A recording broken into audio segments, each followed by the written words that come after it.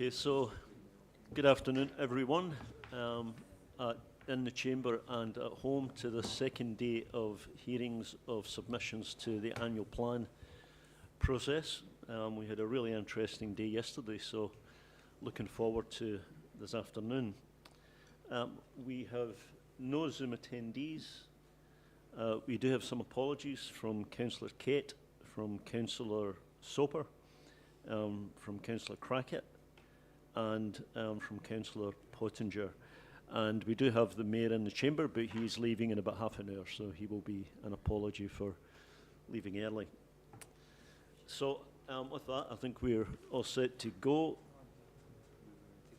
Oh, will someone move the apologies? Thanks very much, Grant, and seconded Barry. All those in favour say aye. Aye. Against, carried. So we will begin the hearing with a submission from Wendy Joy Baker. If you could come up, Wendy. Is it okay if I stand? You can, but you've really got to speak into the microphone for the people on live stream. Right. So you're actually better to sit. Yeah, Right, and okay. pull the microphone towards you. Anyway, you're very welcome, and the floor's yours. Right, well, thank you very much for letting me present today on your annual plan. I'd just like to say it's very informative and well done on subjects in the plan, so well done, it's easy to read. So that's my feedback, and I'm just going to go through my submission. What do you think about the proposed closure of Watcher Place toilets? Yes, I think that would be a good idea to save money, and there are toilets in the library and in the shopping mall nearby. What are your views on the 2025 fees and charges? Bus transport fees seem reasonable, although I don't use this transport. What are your views on the proposed regional public transport plan? I haven't read this yet, but there is definitely a need for a regional public transport network. Which is your preferred water service delivery option? I'm not a ratepayer, but from your information provided, the option 1 seems the most reasonable, although it's going to cost ratepayer money, as it will do on all areas. But if you can save money in other areas, that would be great. Just wondered about the water metered systems. Is there any in Invercargill? No. Okay, no. So it seems that it's fairer to have a water meter, you know, per property system, because if you're only one person on your own, you may use less water than a whole big family. So I think it's a fairer way for ratepayers, and I know in Thames they have that as an example. So we have it, Wendy, in the long-term plan. We don't have any actual plan to install them yet, but it's a few years away anyway. Yeah. Oh well, you're thinking about it. No, it's in the long-term plan, but it'll be a few years away before it actually gets. Okay. Yeah. So I haven't looked at the stormwater boundary map. So for urban play, I say option 3, not to proceed with urban play option at this time. It's a nice to have, but it's going to be costly to the ratepayers. And I think that core services are integral, and nice to haves need to be stopped or reduced. You can see the article within my submission from Parliament, the Minister for Local Government, which was published last year, when getting back to basics. Invercargill city area is blessed with enough play areas like beautiful parks, cycling and walking tracks, playgrounds, sports stadiums, etc. You are very, very lucky to have these things. And it's to be appreciated, and you know, it's it's important that you cut costs when rates are going to go up because of the water. Correct?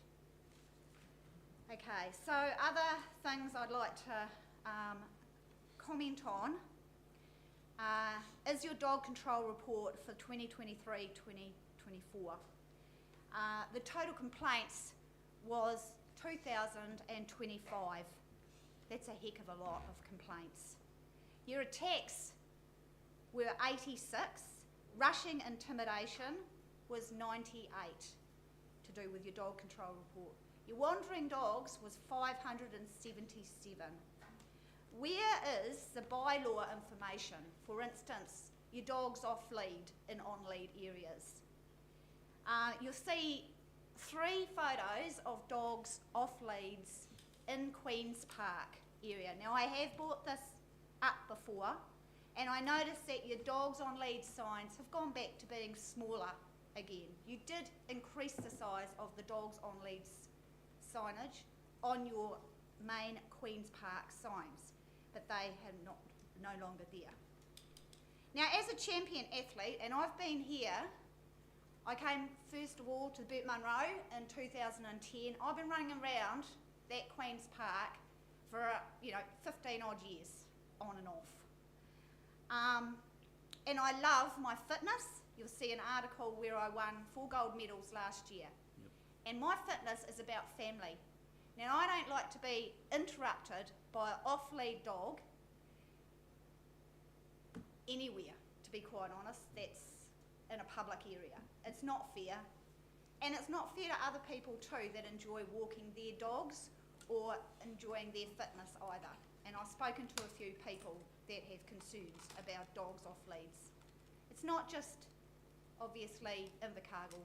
It's throughout New Zealand. Southland has a problem too. So, it's just about being aware and making irresponsible dog owners,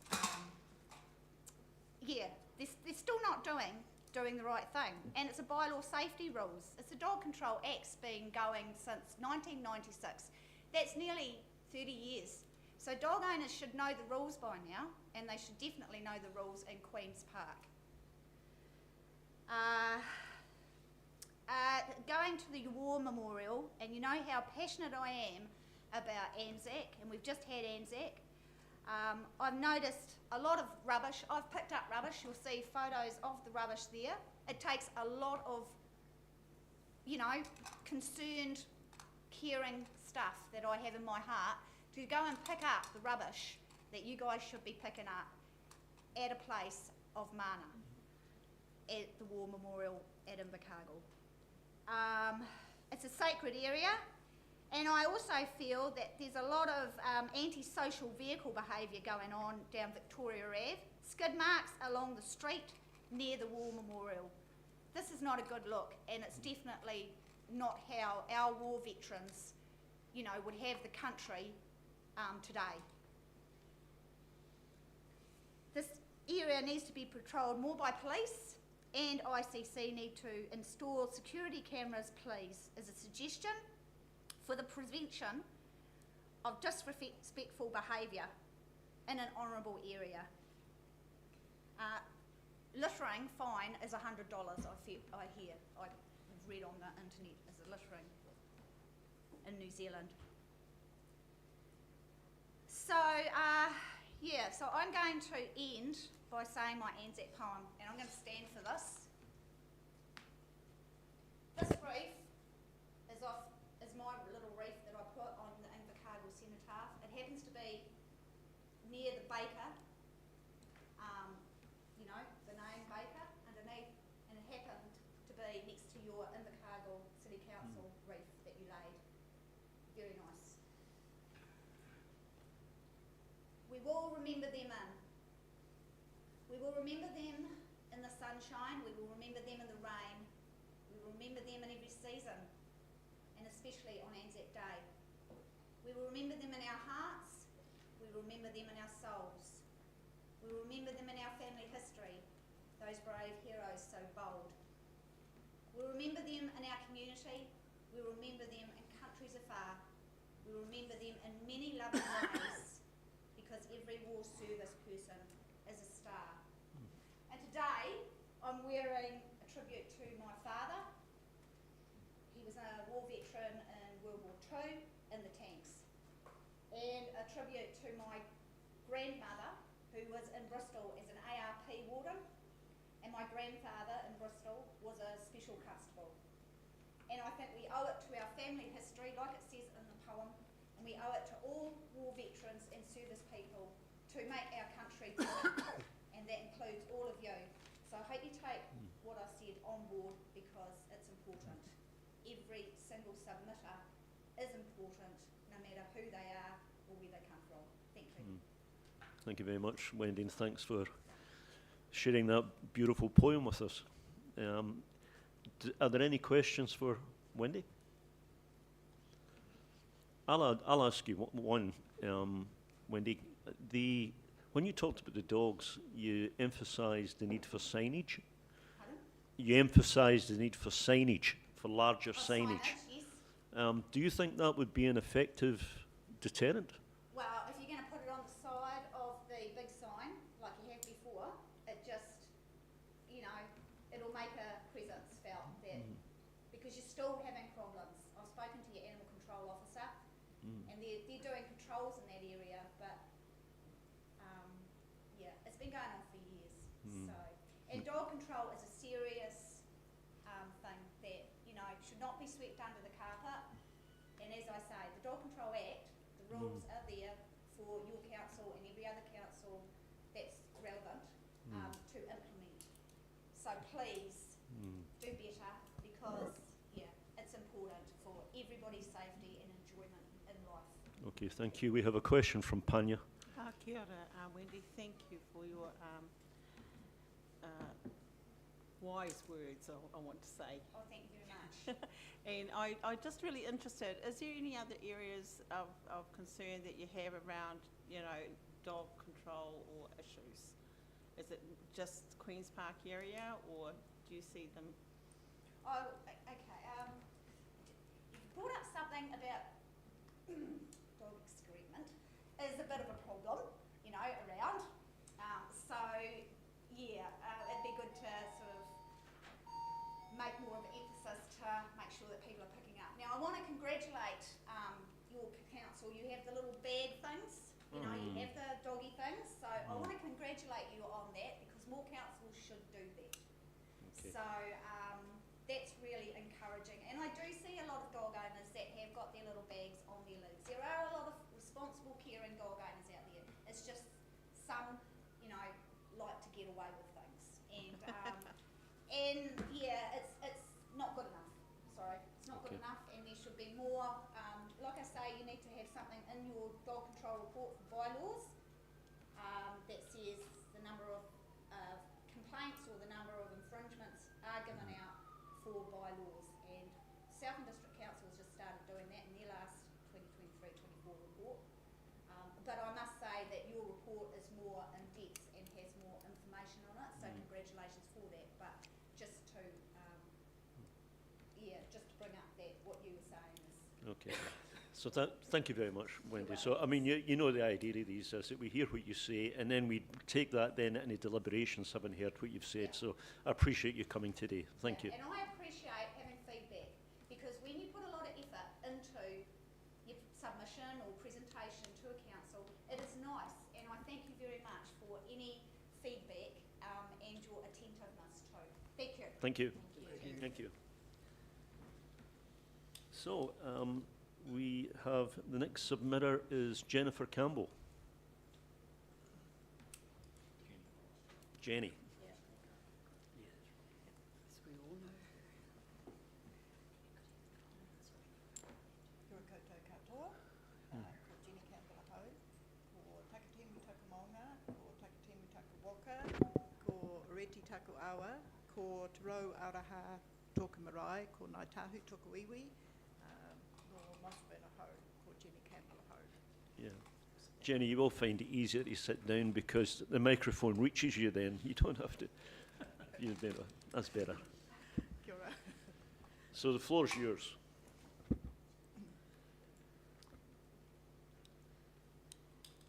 thank you for the time you are offering me to speak to my submission. I'm a ratepayer in Invercargill, and live in Mossburn. And I still work down here in the city and am very engaged with lots of organisations down here as well. So, yeah. Still not working? Okay. Yeah. So I'd like to start. I commented on several things in the outline that you gave that you obviously wanted feedback on, so I'll just do that briefly, and then my main concern is about Heritage South.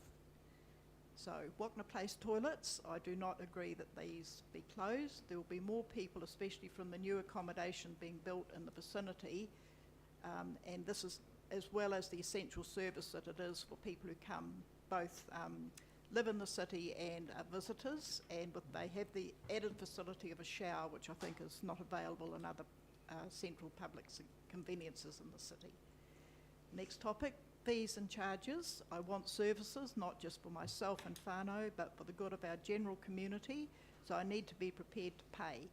I want the usual facilities of a library, theatre, art gallery, public conveniences, buses, parks, play or recreation areas, plenty of green spaces, native trees and ecosystems, opportunities to learn about heritage and hear the stories, quality community housing, emergency shelters for people who need help in these frugal times, clean water, waste management, all these things that go with the city, and I'm prepared to pay for it because I on my own can not provide these services that are so necessary for the good health of a city. The next thing is buses. Buses are essential for reducing our carbon emissions and reducing congestion in the inner city and around schools especially, preferably free. I know that's a tall challenge, but it would be better to have free buses and more people would use them, I'm sure.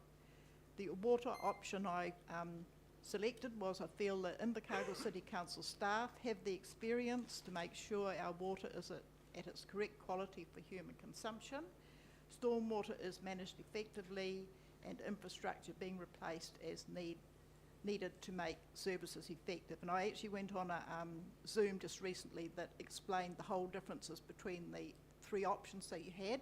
So that was really enlightening, and I learnt a lot more about the water and how you manage it and so on. So well done. Having water rates would help with reducing the stress on our precious water resources and reduce consumption. Water is our new gold with climate change affecting supplies from our rivers. Keeping pollution out of rivers is essential. For the play option, I chose one. I think all areas across the City Council rating areas need to have play options. Everyone should have access to these facilities for their well-being, mental health, exercise and community building activities in each local community. Community vegetable gardens are a significant play option as well. Maheka Kai is essential in all communities now, with smaller sections and little space on their own housing situation. For example, with flats, council housing, means people need to grow their own food close by their homes. Community gardens teach everyone new skills, and it's an intergenerational activity, so building care across the ages. And now the main points from my submission are about the heritage significance for Invercargill. As a member of Heritage South Committee, I've been very upset about the intention of Invercargill City Council to reduce funding through various funds which the heritage community in Invercargill relies on. As a ratepayer in Invercargill and being employed in the city, I've seen the city being transformed as the council, businesses, services and community groups alongside the general public recognise the significance of heritage in our midst. Witness this building. This is especially obvious in the central city area as facades are saved and heritage buildings are renovated to highlight the pride of the past and present stories which make Invercargill the special place it is. It draws local people along with surrounding rural people and tourists to our city.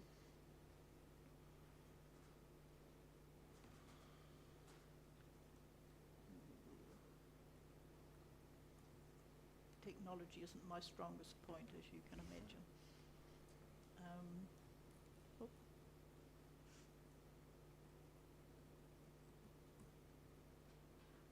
going the wrong way, I'm sorry.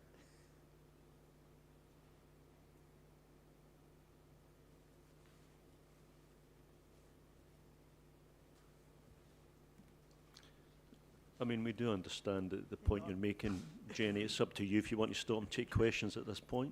My main concern is around the cultural well-being section of the long-term plan from 24 to 25, specifically the commitment that the community is supported to deliver and participate in events and other activities which enhance well-being. The district's heritage is valued and preserved.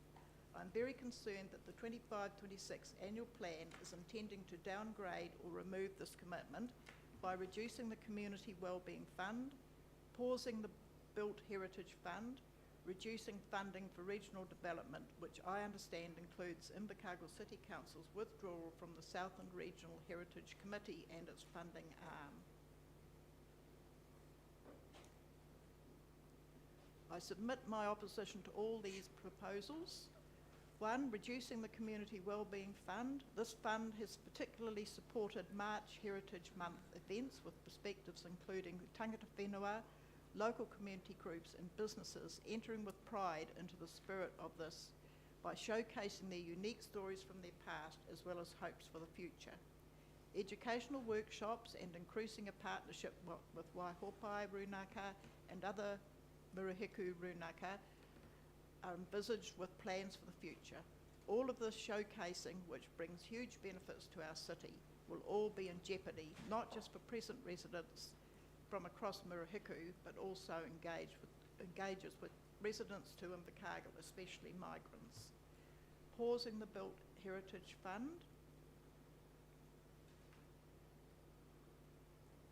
Built Heritage Funds enable key heritage building stories to be researched and recorded for Heritage South's website. The unique last tour of the CBD was filmed as a video documentary before demolition began and Invercargill Central emerged. The possibility of the Built Heritage Fund pausing will make it very difficult to be able to implement the wider goals of the Invercargill City Council's heritage strategy, bringing pride and new life to our landscape. Heritage building owners may not be able to carry out improvements if this fund is paused. And the third fund with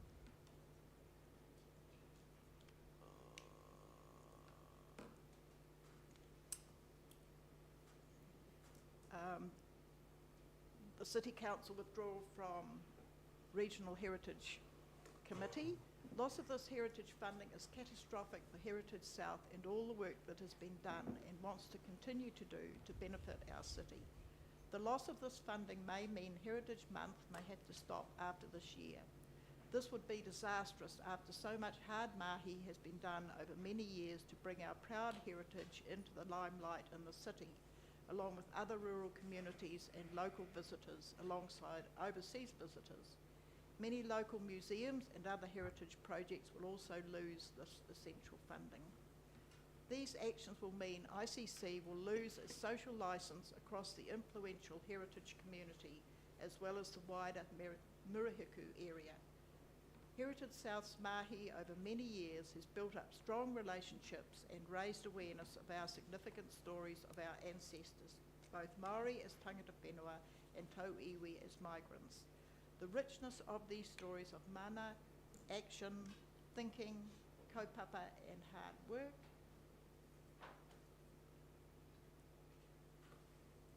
will not be able to be sustained with this proposed lack of funding. Presently, we are looking at ways to link tourists into more heritage aspects across Murihiku, including Waihopai and Invercargill. The possibilities are many, varied and visionary, but not if these funding sources are cut now. I urge you to reconsider these actions as their implications are very short-sighted and their ramifications far-reaching. My final whakatauki, which is very appropriate for what we're doing with heritage. Te tiro whakamuri ko kuri whakamua. Look back and reflect so we can move forward. Kia ora koutou. Okay, thank you very much, Jenny. Any questions from anyone? Yes, Evelyn. Jenny, tika mihi ki a koe. You commented on something earlier. There's a couple of things that I would have liked to have commented on, but we're going to be time poor. But one of the things that you commented on was the total mobility. And I thought that that was interesting that you from outside have picked up on something that we're only just starting to become aware of, which is the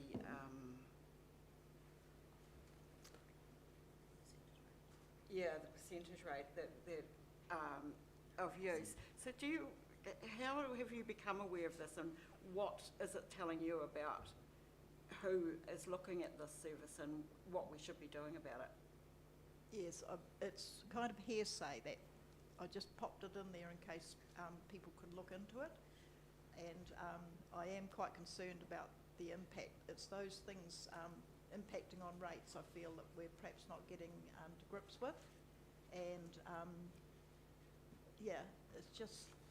it's a concern of mine. Okay. So, thank you very much, Kia ora. Jenny. Very much appreciate you coming. Thank you Thank for you. your time. So, next submission is from Caroline. Caroline Weston. Welcome back, Caroline. Kia ora, Councillor Tom and your colleagues. I'm here representing the Association of Blind Citizens Southland Branch, and we are blind people speaking for ourselves. Our organisation is actually 80 years this year, so we've been around for a long time. I'd like to first of all mention that I hope you've all read our written submission, because I don't really feel like going to emphasise too much on that, although I do think, we thought that promoting the existing play areas is better than setting up a new one.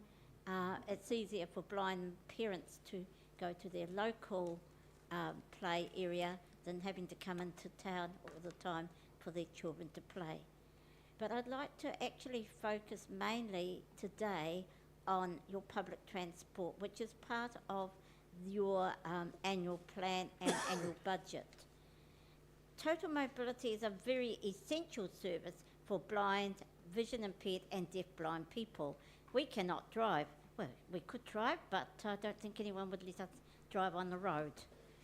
You probably wouldn't want to drive beside us anyway. So anyway, so buses. Now, a lot of members of blind citizens could use a bus if the buses were more accessible, if the timetable was more sensible and not had to wait over an hour in town for your next bus. Or if you wanted to go from, say, Waikiwi to the hospital, you had to get 2 buses. So you get into town and then you might have to wait a long time before you get the second bus to go down to the hospital, and vice versa to get back to home. So people are reluctant to take buses because of the not sensible and not accessible so much. Also, of course, we're still going on about the we also want to say about, we are aware that Council is agreeing with us with regards to the audio announcements in buses, and we hope that will happen.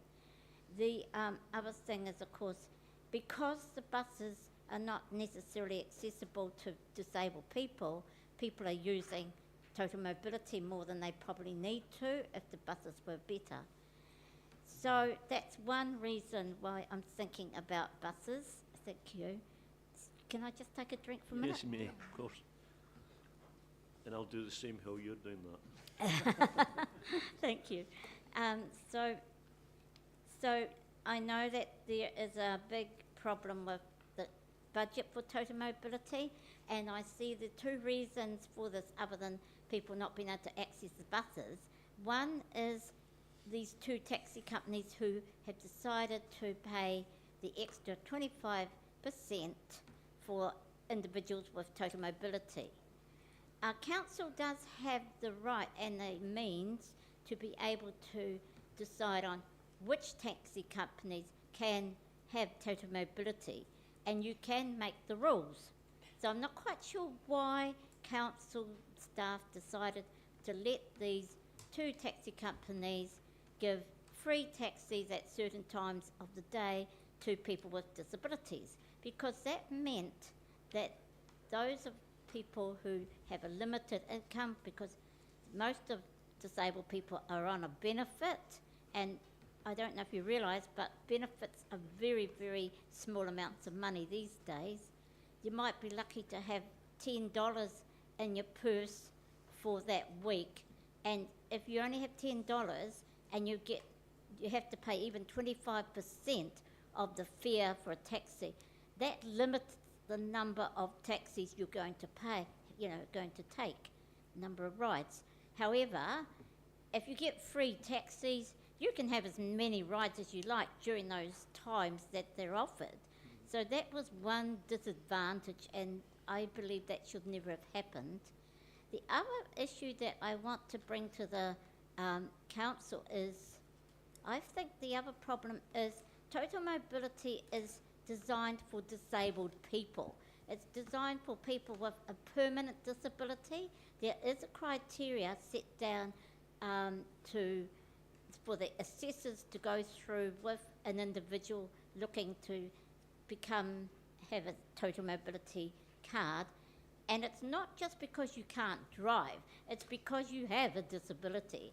And I wonder if council actually makes sure that the assessors are doing their job properly, because I have heard of elder people that are losing their licence because they need to have a cataract operation and they're waiting for a cataract operation, so they can't drive. So, we'll give you total mobility until after your cataract operation. Now, whether they are good about it or not, I don't know. And I don't know how often that happens, but it's something that you need to check, because it is providing a service for certain people, not just because you cannot drive a car. So I think that if you look at making sure that all people who have a total mobility card have to pay something towards their rides, that is going to limit them quite a lot of number of rides. They can't just go, I can get a free ride into town, I'll just go and have a, shop around or something. They won't be able to afford to do that. They're limited by their budget, the same as the council is. The economic situation isn't good in New Zealand or in the world, and people on limited income have less budget than anybody else. So I do believe that it would be, if you stop these free rides for total mobility, that will really bring back the budget quite a lot. You'll be surprised at the number of ways that will come back. But you just need to persuade these taxi companies that they can't give free rides. The other issue I do want to mention is that you look about things that we went to ride a walk last year with some of the staff and the managers here at City Council, and looked at the roads and the footpaths and pedestrian crossings, stuff like that. Audio pedestrian crossings, there are some that are not working properly in town, and even, I believe, in Windsor. And sometimes the deaf-blind people cannot hear the audio crossing going bleep, bleep, bleep. And when they have asked council staff, they're saying, because residents or business people are complaining because it makes too much noise. Well, there's an awful lot of other noises around the place, and deaf-blind people need to be able to hear where the bleep, bleep is, so that they can find the crossing to press the button, and then they can walk across the road safely. It is a safety issue for them. It's not comfortable or anything like that. It's not because I have to go across the road. I have to go across the road because it's got to be safe. And so I know deaf-blind people in particular are absolutely frightened of not being able to hear the bleep, bleep, bleeps. When they get to the pole, they can either listen for the sound to go bing, or they can actually put their hand on the arrow and feel it, but you've got to find the pole first before you can feel the arrow. And the other issue is that we agreed that some of the things needed to be changed, and they said, oh yes, this will be in maintenance. And I know, with been working in governance for over 30 years, that maintenance is business as usual on your annual plan. So it's not going to be identified. However, if you've got new things you have to do for maintenance in your plan or in your budget, how are you going to put the extra money into that budget if you don't identify what you actually need to do? How are disabled people going to be able to monitor whether the accessibility of Invercargill has improved for us, other than the fact that last week I nearly got fall out of my wheelchair, and that is so dangerous for me, and if that had happened I would have been in the hospital with broken bones, and the doctors and nurses would not have been amused, I can tell you. So that was because in D Street, one of those little yellow ramp things to go up the where there's where that building was burnt. Yeah, that was broken, and my support worker could not get me in my wheelchair up to the pavement, because we'd had to go on that special part on the road. I don't know how long that's going to last. It's been there for a while, isn't it? And I know it's related to private owners, but surely to goodness, council should have some ability to persuade and make the owners of buildings where they become derelict to actually do something about it, because it is an eyesore for the whole city, and I'm sure that you like to have a beautiful city, and it's also dangerous for people in wheelchairs who are on the road, and then we can't get back on the footpath properly. So I'm just a bit concerned. But thank you very much for giving us the opportunity for making this oral. So you timed that beautifully, Caroline. You finished absolutely spot on the bell. I do have one question for you. On the total mobility, your submission acknowledged the fact that the cost had gone up significantly, and it was a concern. Yeah. And you said that that your organisation does not support the idea of rationing as a means of reducing that, but you never went so far in your submission as to say that you did support a small charge. Oh, but sorry. I think that's what I heard you say today. Is it?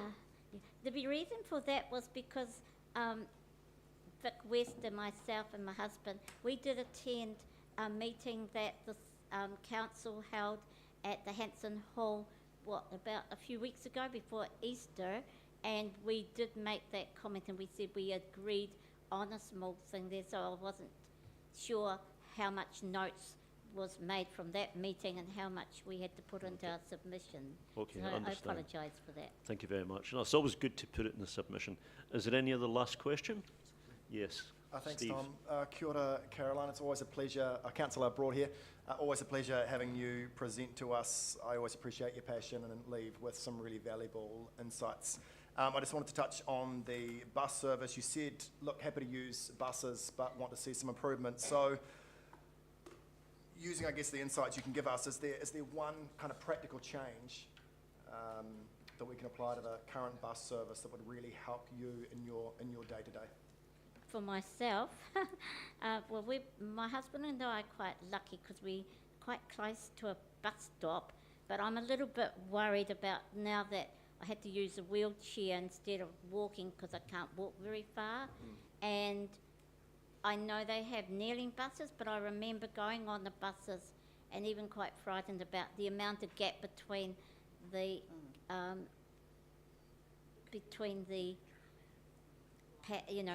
the pathway and there's a road, and sometimes the buses don't always park right by the gutterway. Yeah. So there's probably two things actually. So one is training of drivers, making sure that disabled people are safe when they get in and off the bus, on and off the buses and in the bus, and also we do need, the most important thing that we as an organisation want is, of course, the audio announcements, Yeah. because that tells us where we are, and then we know when to get off and on the bus.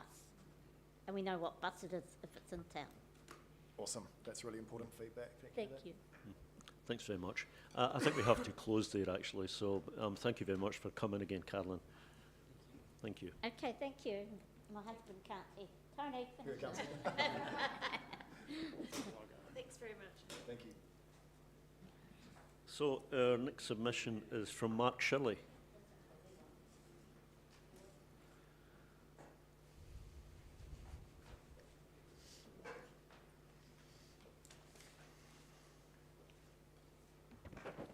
Thank you all for the opportunity to come along and Welcome, to my Mark. submission. And Rebecca.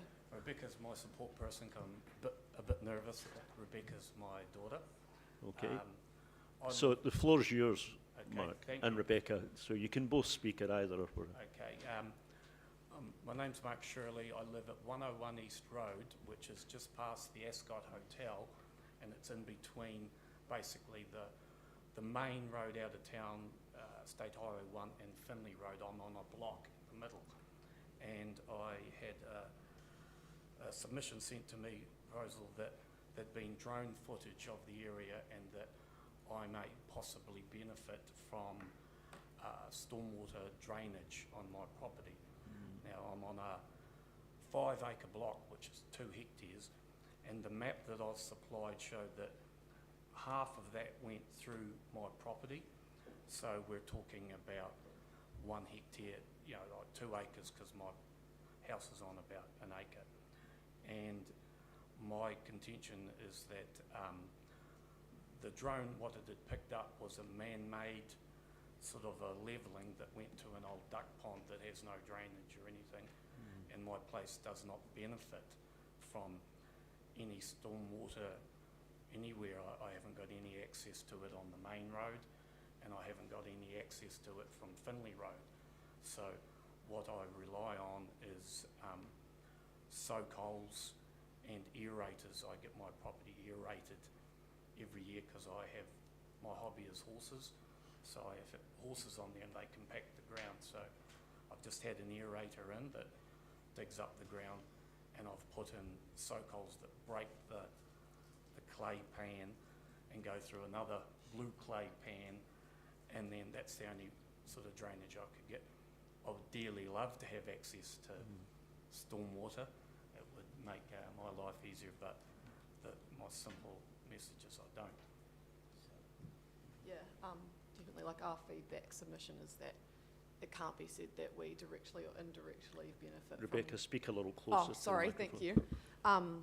Yeah, I guess the gist of our feedback is that currently, under the old definition of what a connection to a network constitutes previously, and the current proposal, we submit that we don't fall within either.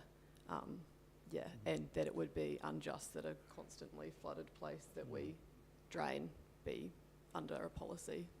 Okay, thank you. So, I mean, just to clarify, I mean, we're really here to hear submissions on the policy. Yes. And, you know, and then in a couple of weeks' time, we'll deliberate on what we've heard about the policy. Yep. Questions about individual properties and whether it's sloped like that or sloped like that, or whether the drones picked it up wrong, Yep. are really conversations to have with council staff. Yes. And I know that they have had a lot of conversations with landowners already about those specific issues. And I would encourage you to, you know, make, and I know that your submission asks questions. We kind of answer them actually here, but because it's about a specific property. But I would encourage you to, you know, talk to staff and make sure that they understand your specific situation, because I know that they have already visited a number of properties and looked at specific circumstances. But as I say, we are more here to think about policy. But anyway, having said that, questions for Mark or Rebecca? No? Okay, well, we appreciate you coming along and thank you very much. Thank you. Just one last thing. Could Oh, you sorry. please direct us Sorry, to Rebecca. who to get into contact? Because this is where we were directed to come. I'm sorry, could I ask you to lean against the Sorry. microphone again? Could you please direct us who to get in contact with, because this is the forum we were told to come to. Through you, Chair, they should receive a formal response through this process that gives them that information. Yeah. Sorry. So you will hear back from us Okay. with a response to that. Thank you. Making the submission. So I think don't expect the response to be specific to your property. It's more likely to be. No, it will You be. think it will be specific?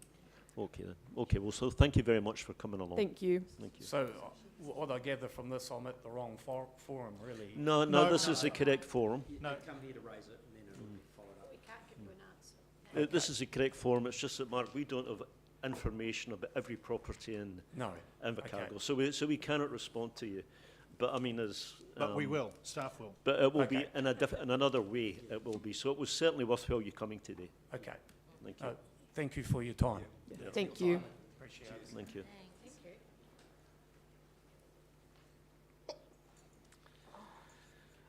So now we have Bob Simpson. So welcome back, Bob. Thanks. Always a pleasure.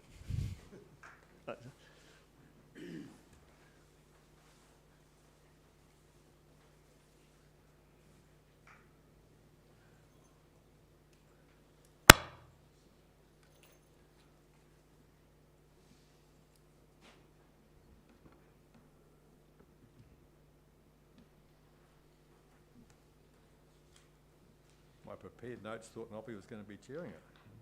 But anyway, so I've still started on my prepared notes for, well, I'll miss the Nobby bit. Deputy Mayor Tom, councillors, members of our community, council staff and representatives of the media. Thank you for the opportunity to be here today.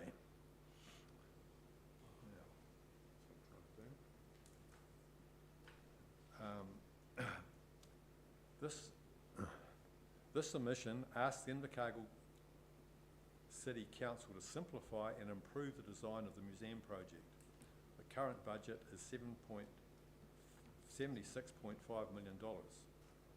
So I know you've read the... No, the floor is yours, Bob. You've got that from my submission I sent in on the... And you should assume that we have read it. Yeah. Yeah. So I'm speaking to that. My argument is, for a simple and an improved design, the budget for this project could be, instead of $76.5 million, which I've calculated it currently is, it could be $56.5 million, a budget reduction of $20 million.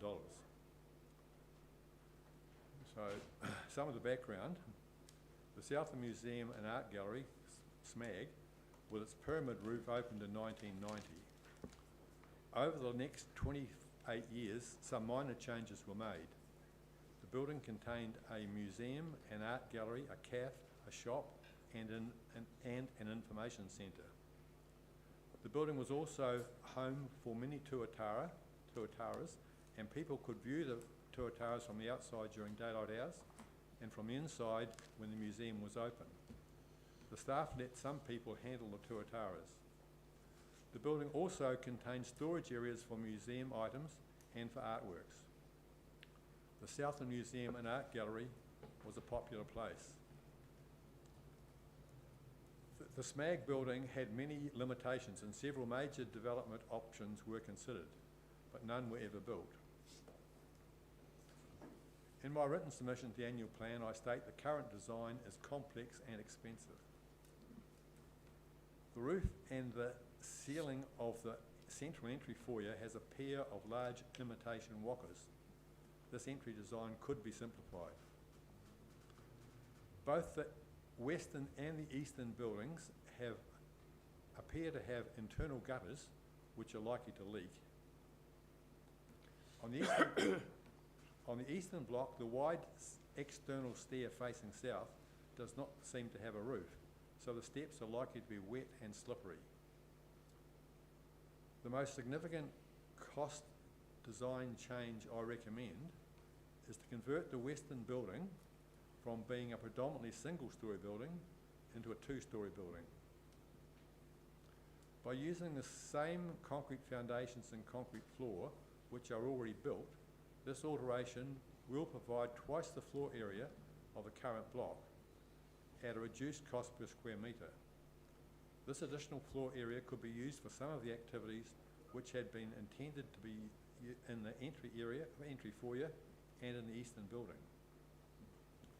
The original museum building at the entry to Queen's Park was opened in 1942. It was a two-storey brick building with a flat roof which leaked.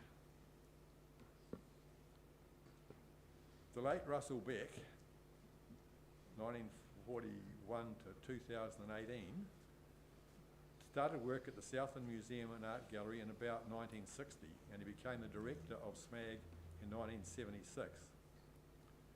During the 1980s, the Southland Museum and Art Gallery Board, with Dr. Alf Poole as the chairman, decided to redevelop the building. They engaged local consultants to work with them and the SMAG director, Russell Beck, to design a useful and affordable building. An Invercargill-based firm was the building contractor. For 30 years, Russell Beck and I discussed the Southland Museum and Art Gallery. One option was to have the museum and art gallery in separate locations. Russell was positive a combined museum and art gallery in this region was better for the community and was better for the staff, and it cost less to operate. Invercargill is my hometown and I love this place. For most of my life I've been involved with museums, with heritage issues and with various art sectors.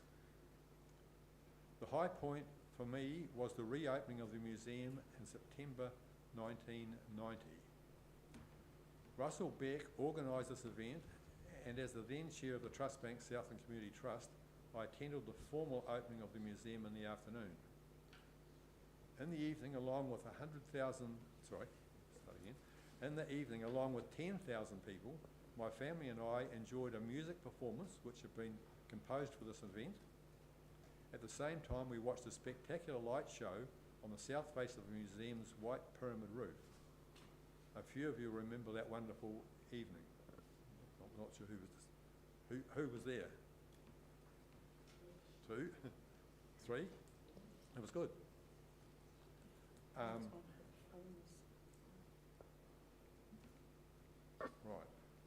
Russell Beck retired as director of SMAG in 1999. Russell was a humble man, and one of the reasons he retired early at age 57 was the need for him to beg for money for SMAG from the Southland local authorities.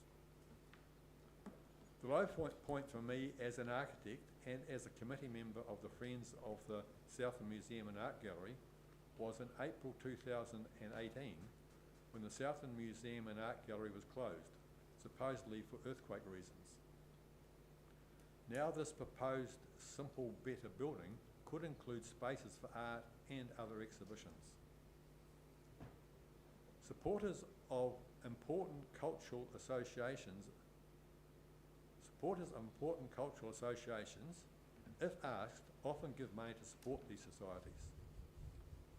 A simple and better museum and art gallery might attract money from supporters who appreciate better results and understand good things require money.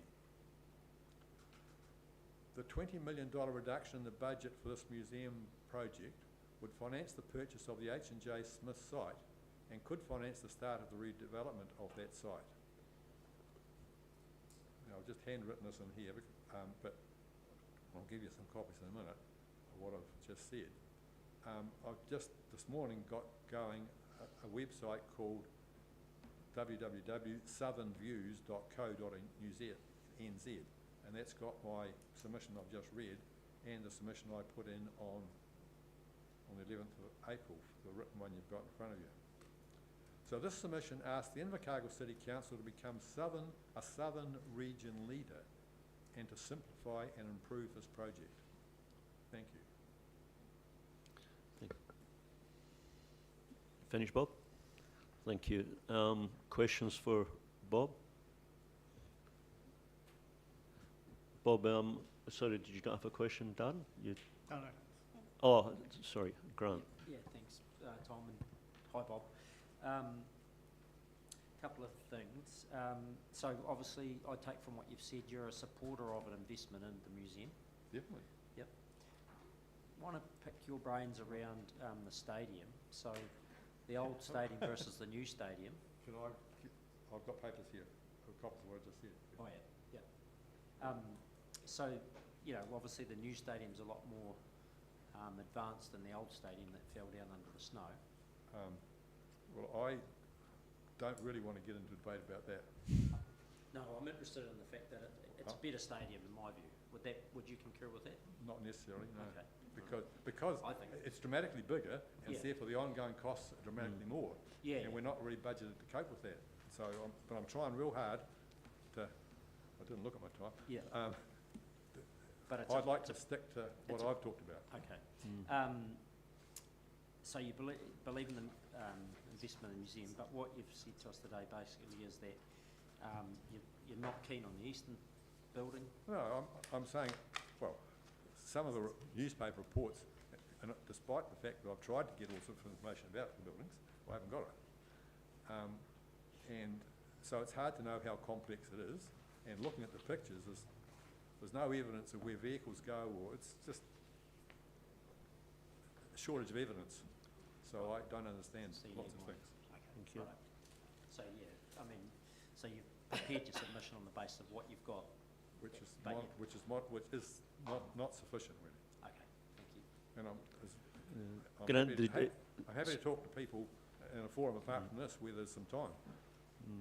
Bob, did you get the opportunity to walk around the site? I know that you're Despite the fact that it was talked about, I didn't get invited. And nor did I get any information which I asked for. okay. Yeah, so point of order there, that information is coming to you, so Well, that's been it flagged. wasn't much use for today. Well, but it is coming to you. Oh, Okay. when? And then the second thing, my understanding is there is actually, in fact, a meeting with staff what? around the museum. There has been a meeting organised with staff around the museum. Yeah, There's been a what? a meeting with staff tomorrow at 4 with yourself. Well, I haven't been told. Okay. Staff will have to follow you that up. That's my understanding. Okay. Okay. Anyway, we'll sort that out. Bob, look, I was, interested to hear you say that one of the highlights of your life was attending the opening of the Pyramid Museum in 1990, was it? Yes. And I'm hoping that, great though that was, you'll enjoy even more the opening of the new museum next year. And that'll be an even bigger highlight in your life. So, anyway, thank you very much for coming and submitting. I appreciate it. Thank you.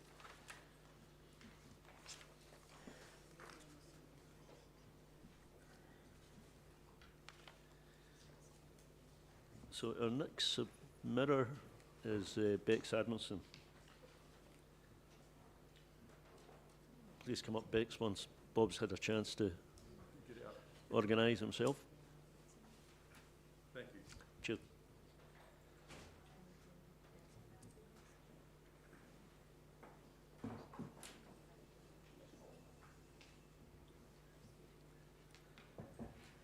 Welcome, Bex, or welcome back, anyway.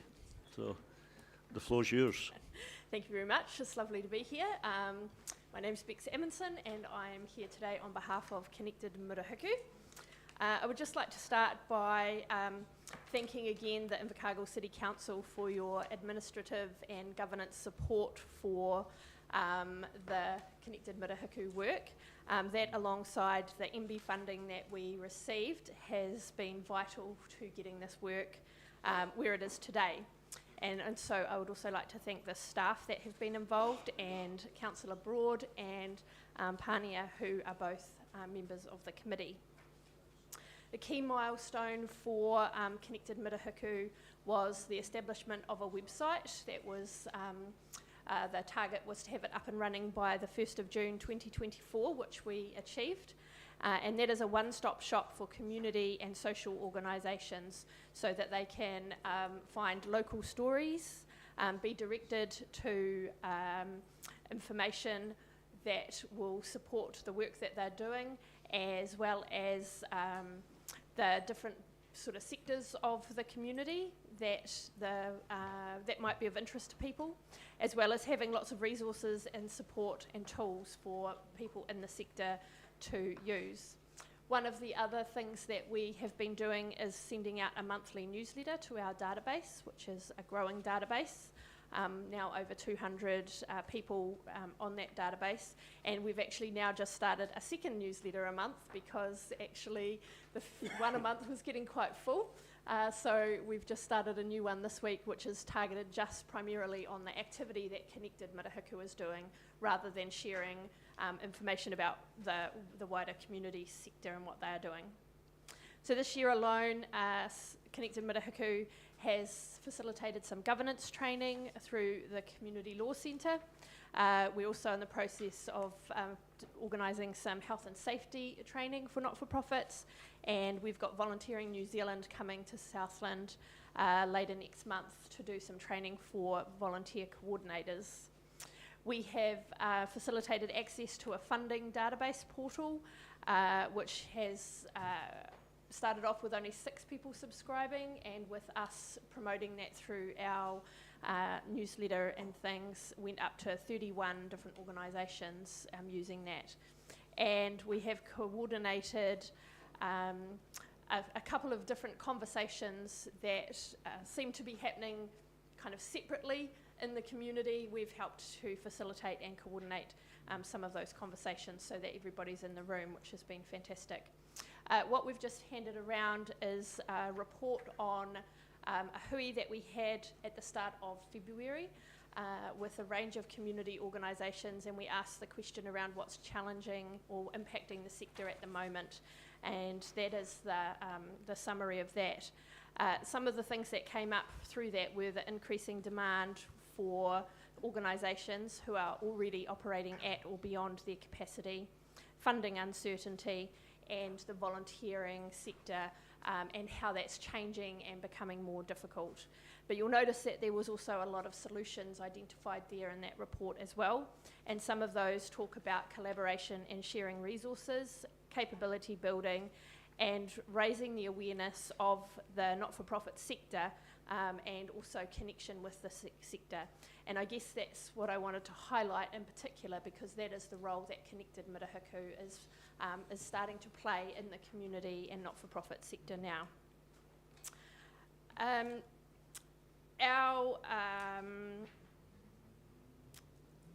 Our submission to the ICC annual plan is focused on a couple of areas, and one of those is the Community Wellbeing Fund and the proposed reduction for 1 year in that fund. We would ask that you think carefully about making a reduction like this.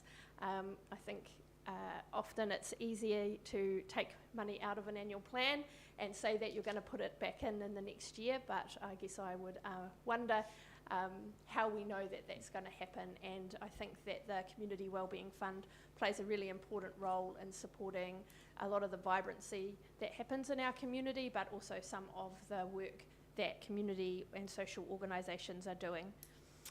We also talked about the charging of the library meeting room for not-for-profits. So I'm not sure if you're aware, but at the moment, if you're not a business, you can use that room for free, and there are a lot of people who use that room for that very purpose, and because it is one of the only free places that organisations or groups of people can actually use.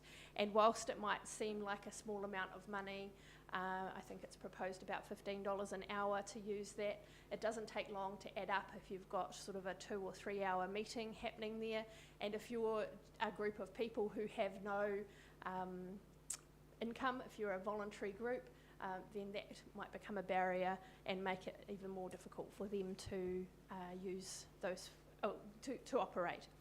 And finally, just touched on the Wagner Place toilets, and this really comes from more of a general community concern.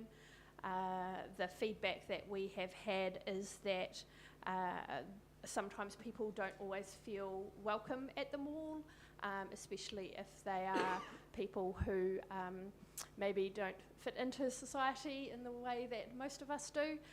So just not sure that that's really a feasible option for people like that, and wonder whether there is a way to keep those facilities open, but perhaps in a different way rather than them necessarily being fully staffed all of the time, or something like that, and as a way that you can still reduce costs but still provide that facility for the community.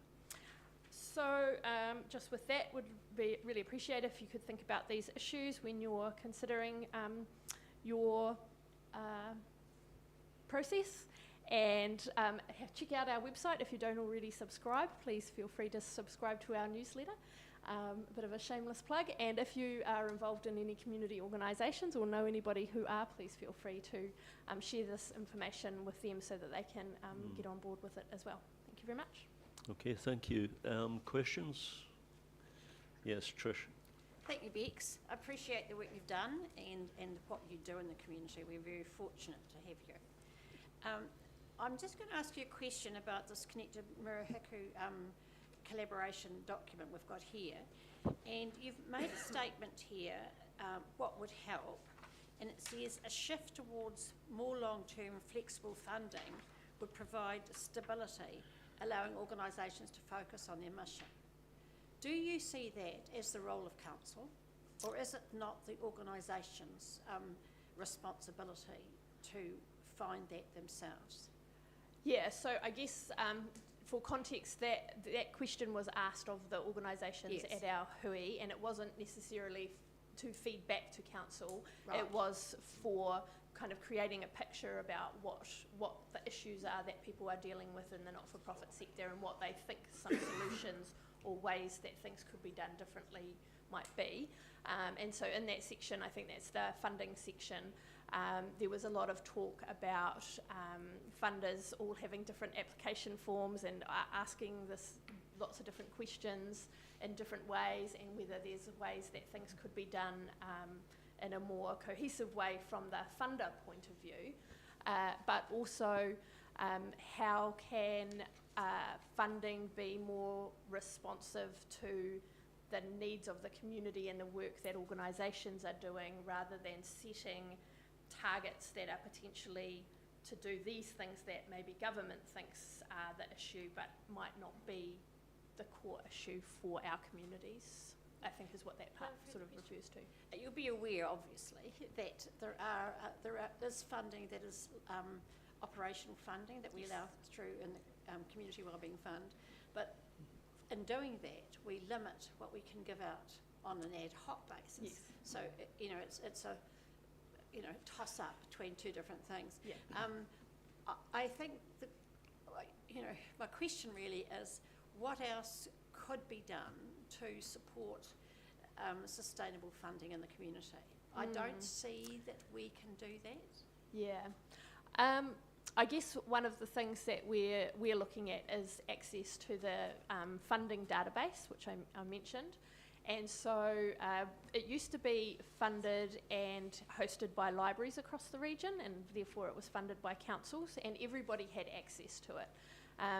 Councils and libraries no longer fund that, so it's no longer accessible to our communities.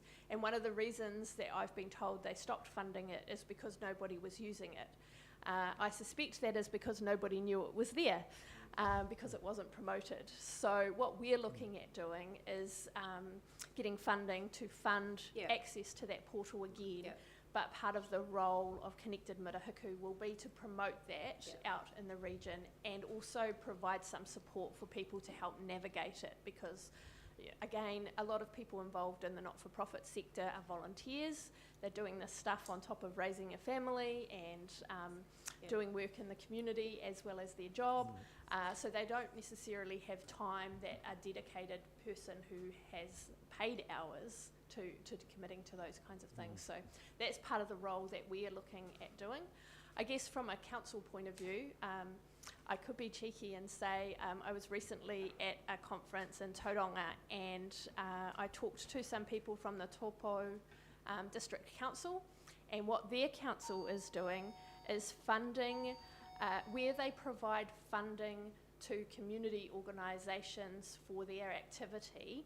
There is a commitment that those community organisations have to make to working with the council staff on capability building, sort of a capability building program. And I thought that sounded like a really fantastic idea, because then you're building the capability of the organisation so that they then have the tools to go out and look for other funding. And maybe if the council wasn't interested in doing something like that, you know, Connected Murihiku might be well placed to be an organisation that could be funded to do that on your behalf. Beck, sorry, I think we're finished anyway, but I do want to take a last question from Evelyn before we stop. Thanks. Oh, well, part of it is a comment.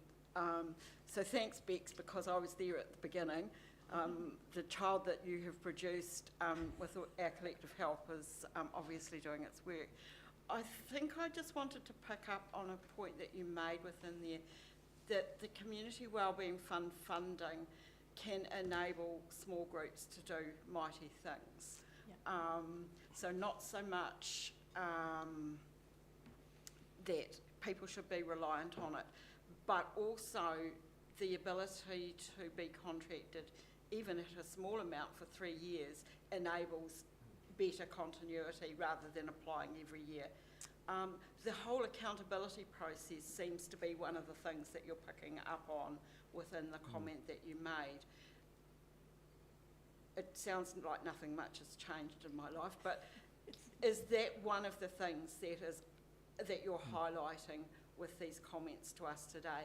Not so much what we can do about it in specifics, but the pattern and what we do in terms of amplifying the messages and helping the groups that are doing this, Mahi. Yeah, I think you know, there's always a concern when things are removed from a council budget that they never come back, and so that's kind of, I guess, the main thing that I'm sort of getting at. But I think also when it comes to the 3-year funding, I think that Invercargill City Council is probably one of the few places that is doing 3-year operational funding at the moment. Because the Community Trust and the ILT aren't doing that. So definitely people do appreciate having that option there and having that security, even if it is a small or large amount of money. Okay, Bex, we should close at that. But thank you very much for coming. Cheers. No worries, thanks. And next we have Cathy Obers.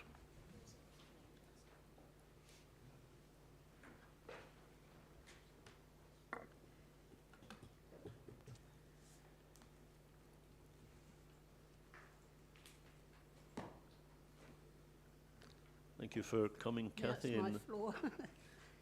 The floor's yours. Good afternoon. Good afternoon. My name is Cathy Obers and I'm currently the chair of the Local Advisory Committee of the CCS Disability Action Southland branch.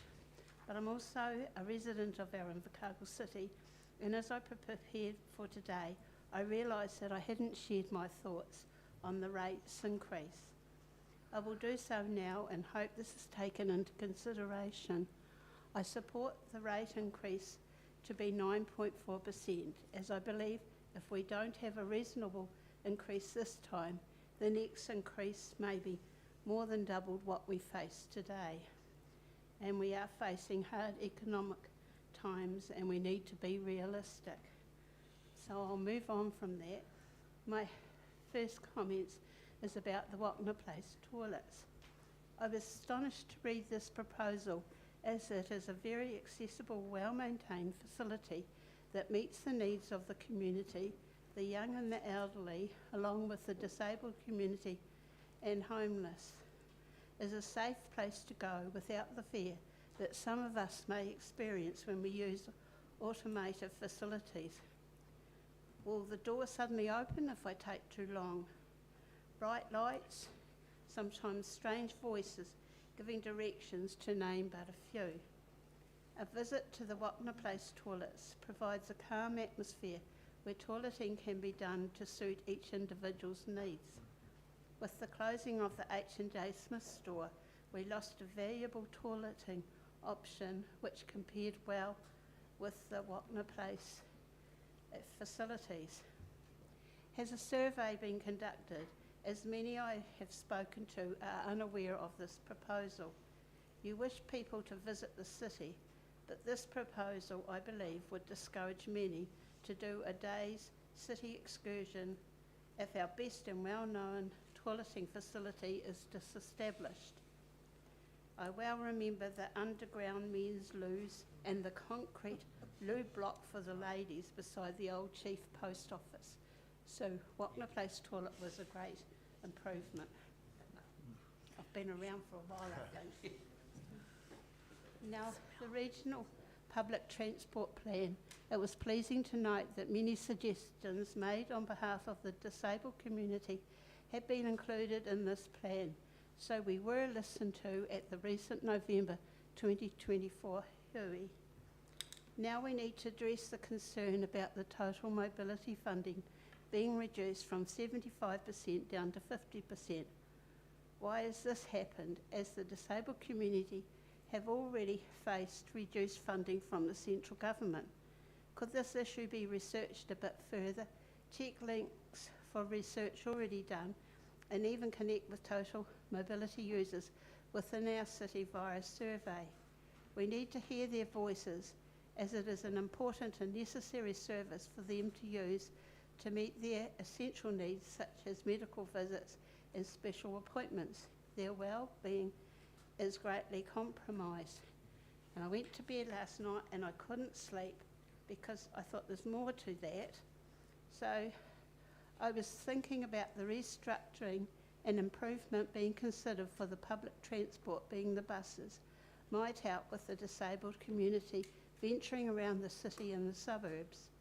I believe we need to do research on who uses the buses and the limitations that may prevent people using the current system. We need the stories as evidence to pursue this matter. Okay, I'll slip to urban play. I settled on option 1. I like both 1 and 2, but realised perhaps 1 is all we could manage at this time, because this will benefit everyone in our large local area, taking in Bluff, South Invercargill, the city centre and North Invercargill. This will ensure urban playgrounds are rejuvenated and a chance opportunity is given to make them more accessible and welcoming within an inclusive environment.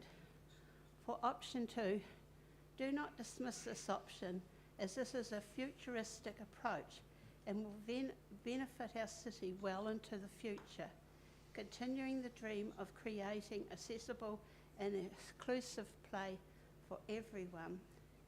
Now, the proposed play strategy, it's exciting, and the strategic outcomes will be achievable if we embrace them and a step into the future. Engaging a play advocate has been a positive move, and reading through the play strategy provides the answers to why we should engage in this new adventure. As I am a retired early childhood educator, I know the benefit of play is that is the best way to learn about life and the skills that one develops throughout their life. We never stop learning. Thank you for listening. Thank you. We do have a few questions, I think, but I'll ask one first, Cathy. Okay. I think it might be the one that others might want to ask too. You mentioned the concern about the possible closure of the Walkner Place toilets, and you mentioned that, of course, the loss of H&J Smith toilets too has been an issue. Do you feel there's a problem with the Invercargill Central toilets, which... I haven't visited them, Okay. not them ones, but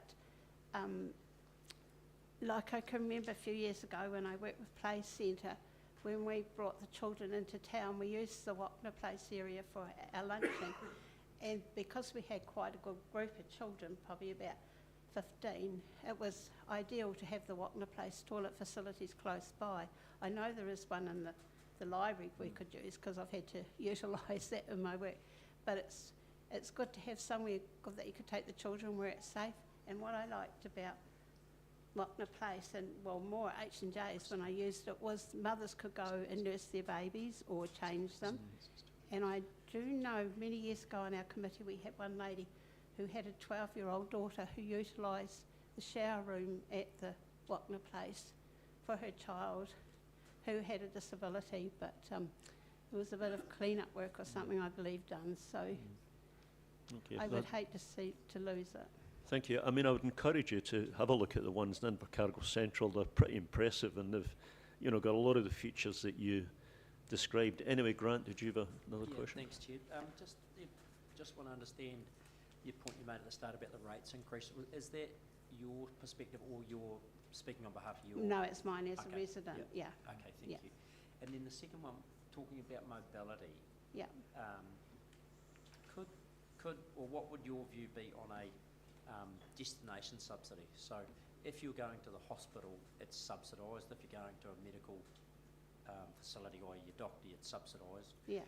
Whereas if you're going somewhere else that's not related to those sort of specialist areas, then it's less subsidised or not subsidised. What would your view on that be in terms of the functionality for disabled people for that mobility? Sometimes they need to go off to meetings. In my role, I know I had a friend who's since passed on, but if she had to go to the hospital, she'd say, would I go with her? And so she could utilise me doing that, save worrying about that. Yeah. If they want to come to the meetings at the workshops that council hold, that they might need support to get there. That's why I brought about the buses, because I do know recently, or no, it would be the last couple of years, friend in a wheelchair would come out, he would stop near my place, because round the corner was another one of my members, and he would go to visit him. He's got low vision, so he used to utilise the bus because of the voice telling him when to stop, and then when they stopped doing that, he was reluctant to use it. So if you haven't got friends to rely on to help you take somewhere, it's a bit tricky. So just to follow up, so are you saying there that if the public transport system was more functional, you may have less load on that mobility? Yes, I think so, yeah. And I want to I want to try and sort of do a survey so we can find out why people are utilising it. And because we all age, I think sometimes we're going to need that. Okay, thank you. Yeah. Thank you. Well, thank you very much for coming along, Kathy. Very much appreciate your submission. Thank you. Can I tell you a wee piece? In our governance role in CCS Disability Action, it's changing because of all the constitution rules, and now I nearly am pushed out of my role, but we're going to have voice and action groups. So I'm going to stay on as a facilitator for a year and encourage members to come in, and so you'll hear their stories rather than hear it through me. So that's exciting. And to give them confidence to come along and talk to you. And I never thought a few years ago I'd do this. So thank you very much for listening. Thank you. Thank you. Well done. Thank you.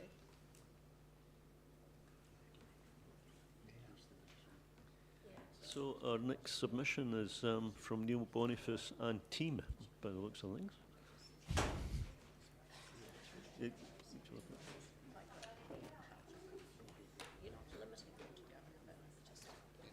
Councillors, the next item in your agenda, that person has been unable to attend today. So push the door release off to the side, Kat. Kat, green. There's not a code for anything else other than the door release. Neil, welcome. The floor is yours. Well, thank you, Mayor. I'm Deputy Mayor Campbell, councillors and iwi rep. I'm the chair of the Kumagara Friendship Association. I have with me committee member Gwen Neve and Don Moyer, who's our secretary.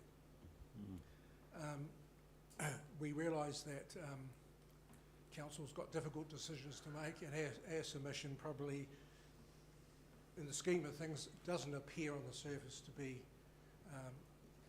important, but our members are quite passionate about the sister-city relationship. It's been going for 32 years, and our association has partnered with council and alongside council in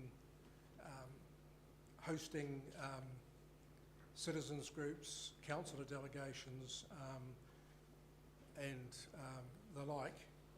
And we are concerned about the word pause. You're pausing the sister city relationships this year, and that sends the wrong message to Kumagaya. The school trips, for example, from Girls High, James Hargest and Boys High, they take a lot of notice of what the City Hall and the City Council are saying, and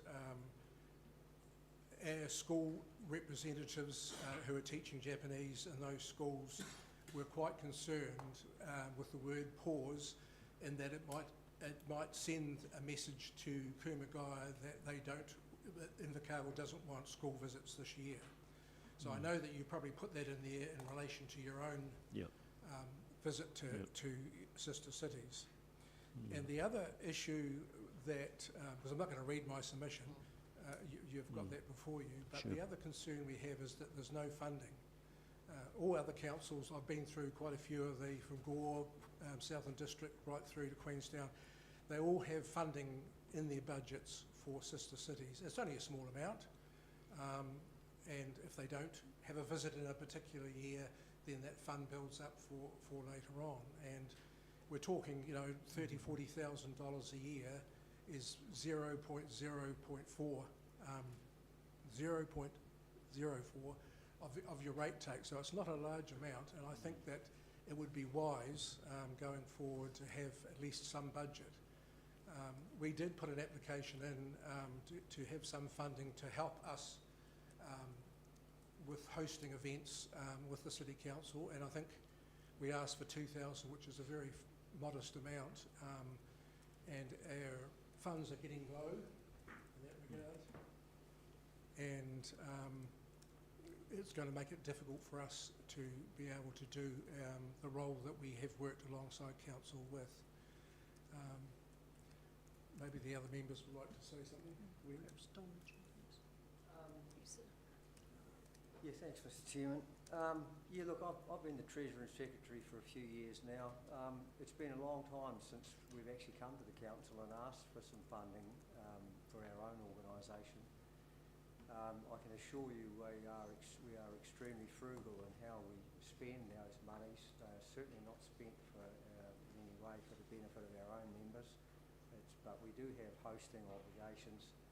And you know, just recently we hosted an evening, barbecue evening for the Sister City City Hall visit from Kumagaya, and you know, that does cost us money. It's a relatively modest amount. We're looking for a couple of $1,000. We haven't asked for funding now, since a year or two before COVID. So it's been quite some time that we've been able to survive on the funds we have. But yeah, they are getting pretty low now, and I can assure you that money is spent extremely frugally.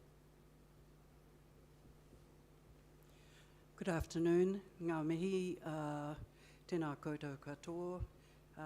Ki ngā wahine mana whenua, tēnā koutou. Councillors and staff, my name's Gwen Neve.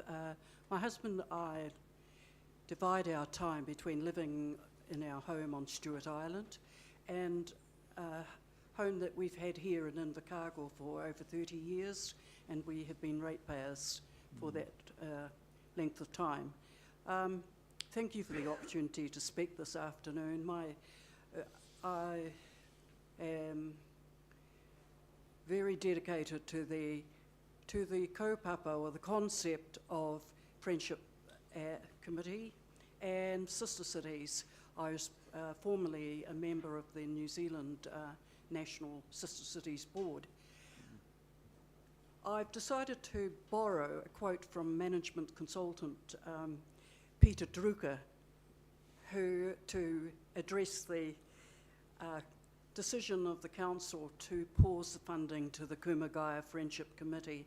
And this quote says, "Culture eats strategy for breakfast." So I've borrowed it from a management consultant because it refers to company culture, but I'm referring through the use of it, to the importance of sustaining healthy economic, social, sporting, and education cultural exchanges and relationships with our international sister city of Kumagaya. The Friendship Committee has endeavoured and succeeded in supporting visiting groups of Kumagaya Council delegates, educational representatives, and others, private citizens of Kumagaya, through formal and informal gatherings. I was fortunate to be part of a group who made a recent visit to Kumagaya just at the beginning of the month, where we experienced genuine and overwhelming hospitality, warm friendship, and an open discussion of possible future cultural exchanges. One such exchange has been suggested by the Southland Art Foundation, and I was delighted to talk with City Hall representatives about the idea of an artist exchange in the future. The Southland Art Foundation chair and her husband, who's present in this meeting, are visiting Kumagaya in the northern summer months and hope to continue these talks to investigate the feasibility of such a venture. The Kumagaya people I spoke with were very interested and very keen to see such a venture go ahead. The KFA Association in Invercargill was formed in 2004. We're a small group with a modest budget that has received modest but regular support from you in the past. And your contribution has helped to ensure our ongoing hosting arrangements for citizens visiting from Kumagaya, and to ensure that this hosting is appropriate and generous. Your continued interest and support will confirm our dedication to continuing to foster and sustain a healthy economic and social relationship with Kumagaya. It would also aid us in our undertakings to support the students who come to Southland and attend classes here. More importantly, as Neil mentioned, your support will send positive messages to City Hall, Kumagaya. 32 years after signing the agreement with Kumagaya City to have a city relationship, the importance of maintaining and supporting our ties with the city at all levels has not diminished. In my opinion, strategies and annual plans, be they financial, political, or social, require a fundamental cultural base that recognises our basic need for healthy partnership and positive relationships. Thank you. Thank you. I mean, I suppose one thing I'll state just in case there's any confusion. I mean, there is no question of pausing the sister city agreement, or either of them, because of course we have two sister cities. It is more about pausing the funding, and specifically it would be an extremely bad look if councillors were flying to Japan or flying to China on sister city visits at the time when we're asking, you know, everybody in the city to pull their belts in, either because of high rates increases or because of cuts to funding. So it's specifically targeted at those kind of visits. That's the purpose of the word pause. It's nothing to do with, not a matter of pausing the agreement. You know, we value that very highly, both of them actually, we value very highly, and we particularly value the work that you do. But I've got a question from Darren. Neil, you've had the opportunity to visit in Kumagaya some of those schools who send their students here on exchanges and talk with people who may not necessarily have visited themselves but have watched the students do so. Can you explain the significance of the relationship and support from City to that relationship and your visits to those schools, the significance of that? Yes, well, some of those schools don't have a relationship with a sister school in Invercargill, but like as I said, James Harger's Boys High and Girls High do have regular visits and exchanges. I think probably there's been over 1,000 students come from Japan to here and been home hosted and to improve their English, and I think there are many Japanese New Zealand students who, you know, Invercargill students who are studying Japanese who have gone there to improve their Japanese. But the school visits, and you've been to them as well, is, you know, they are quite overwhelming and very important. Education is probably the most important thing in Japanese society. It's, you know, like sometimes teachers here don't get the the same kudos as a teacher does in Japan. But the education exchange is very valued by City Hall, and I just think that you could make a decision not to travel. I've got no issues with that. I think probably in the past they were every alternate year. The City Council and then the Citizens Group used to, I think that's too narrow, and I think they could be spread out. But to say pause and take the funding away probably sends a very wrong message. I'm not suggesting you should go this year to any of your sister cities. It's not necessary, and it could be set out on a term basis, so that there's one visit per term from each council, and there's a citizens group once a term as well. But the schools are doing it on a regular basis. They are coming to Invercargill and we're going to there. And there are also culture exchange.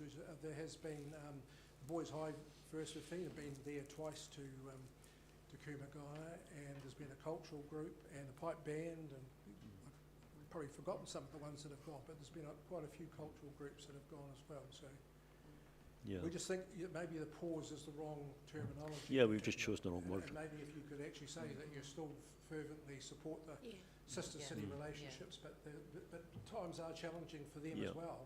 And they would probably appreciate an honest discussion with them to say, well, maybe the visit should be spread out a bit wider. And we've got no problem with that. Yeah, we've still got you to write it, Neil. Anyway, Grant, you had a quick question before we... Yeah, well, just a comment and then a question. I just want to acknowledge the point you've made around the mana associated with these relationships, or faces it would be seen in Asian culture, and the importance of things like language. So I acknowledge that. In terms of your funding, have you explored any commercial partnerships, relationships to fund your organisation? Have you had any look at that, or is there any feedback on that? When we got informed, I think I got an email from Michelle to suggest, she has suggested some funding that we could look at, but because council has funded us 40,000 over previous years, we haven't had to look at doing it, but I take that on board, and it's a possibility we should look at as well. Yeah. We do have, obviously we pay for our membership, and we do have a corporate membership fee. Right.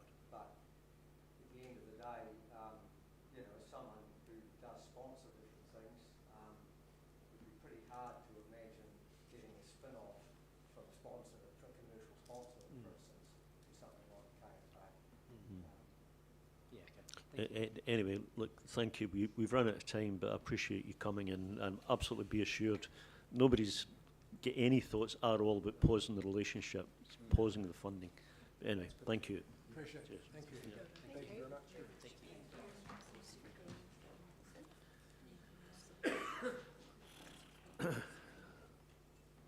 So next we have Dave Kennedy.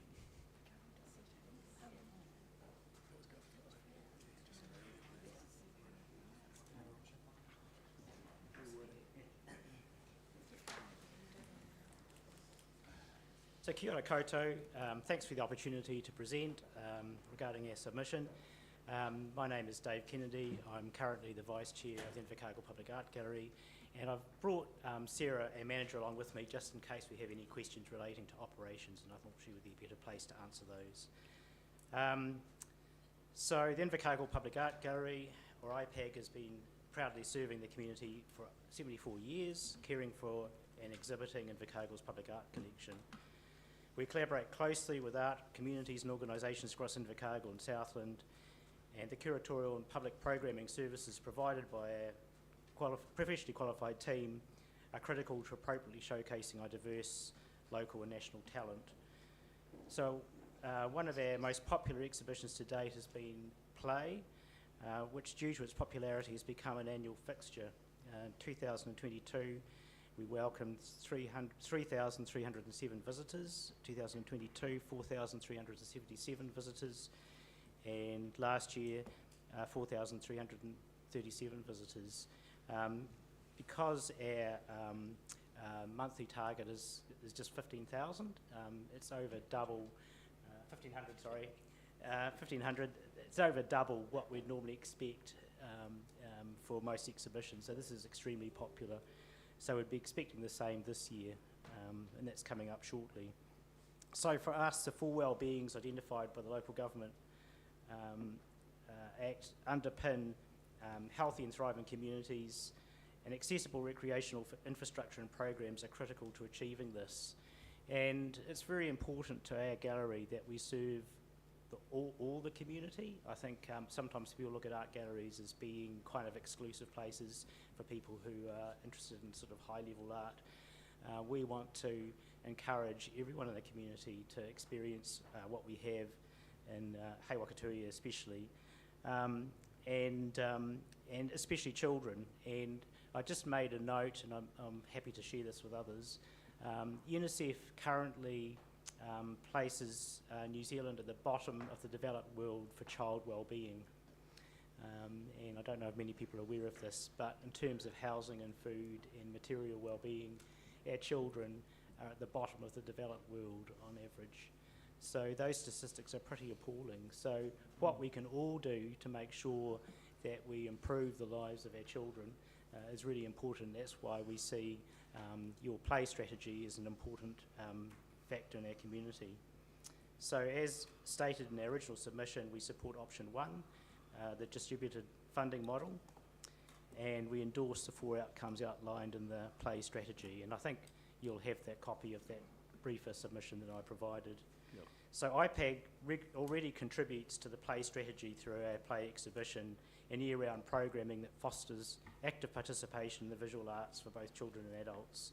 And we also extend our reach beyond the gallery through outreach activities in schools, rest homes and public places as staffing capacity allows.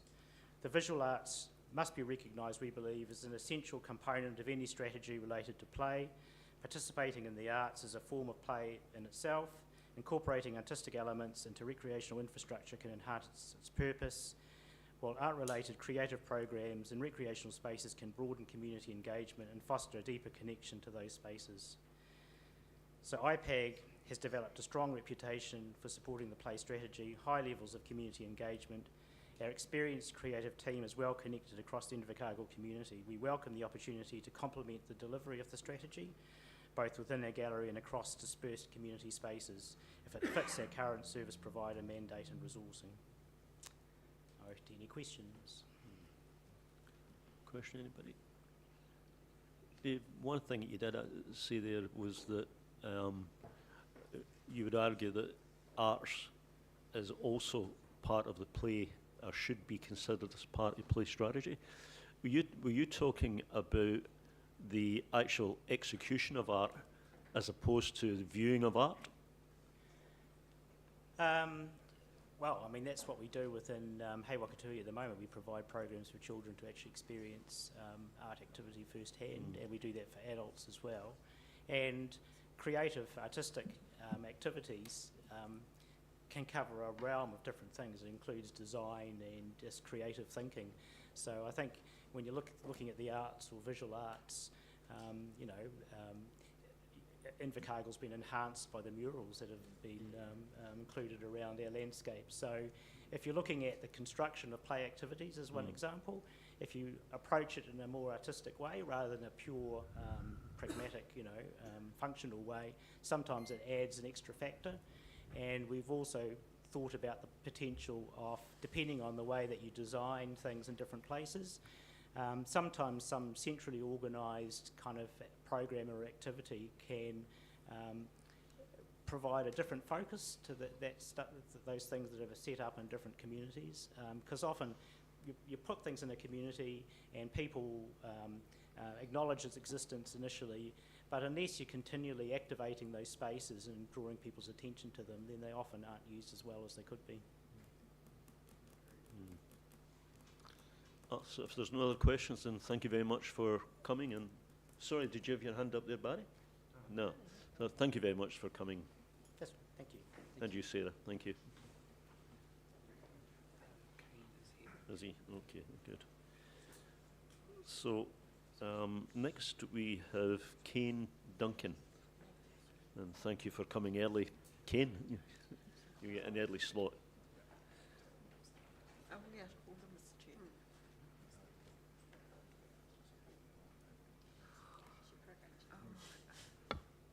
Kia ora everyone.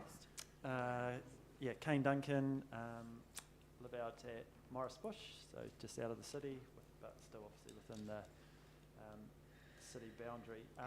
I guess I have 2 points, one around the urban play and the second around, which I'm sure you're sick of hearing, the stormwater rating. And I don't know if there's been any further sort of updates on that today. I did have a quick squiz through the live stream yesterday to see if there'd been any sort of answers provided, but obviously as of last night there wasn't.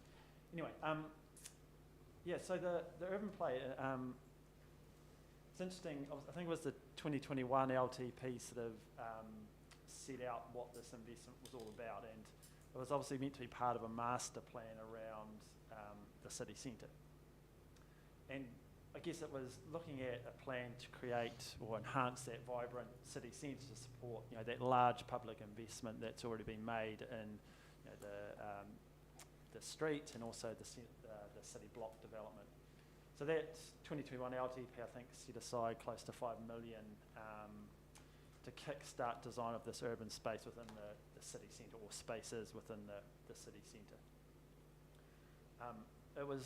It was more than just a playground. It was really meant to be an important element in attracting people into the city centre of all ages, different people that might not normally come into the city centre. I think there was also a recognition that Wapna Place probably wasn't up to standard in terms of a place for people to gather. So again, it was also providing that important function.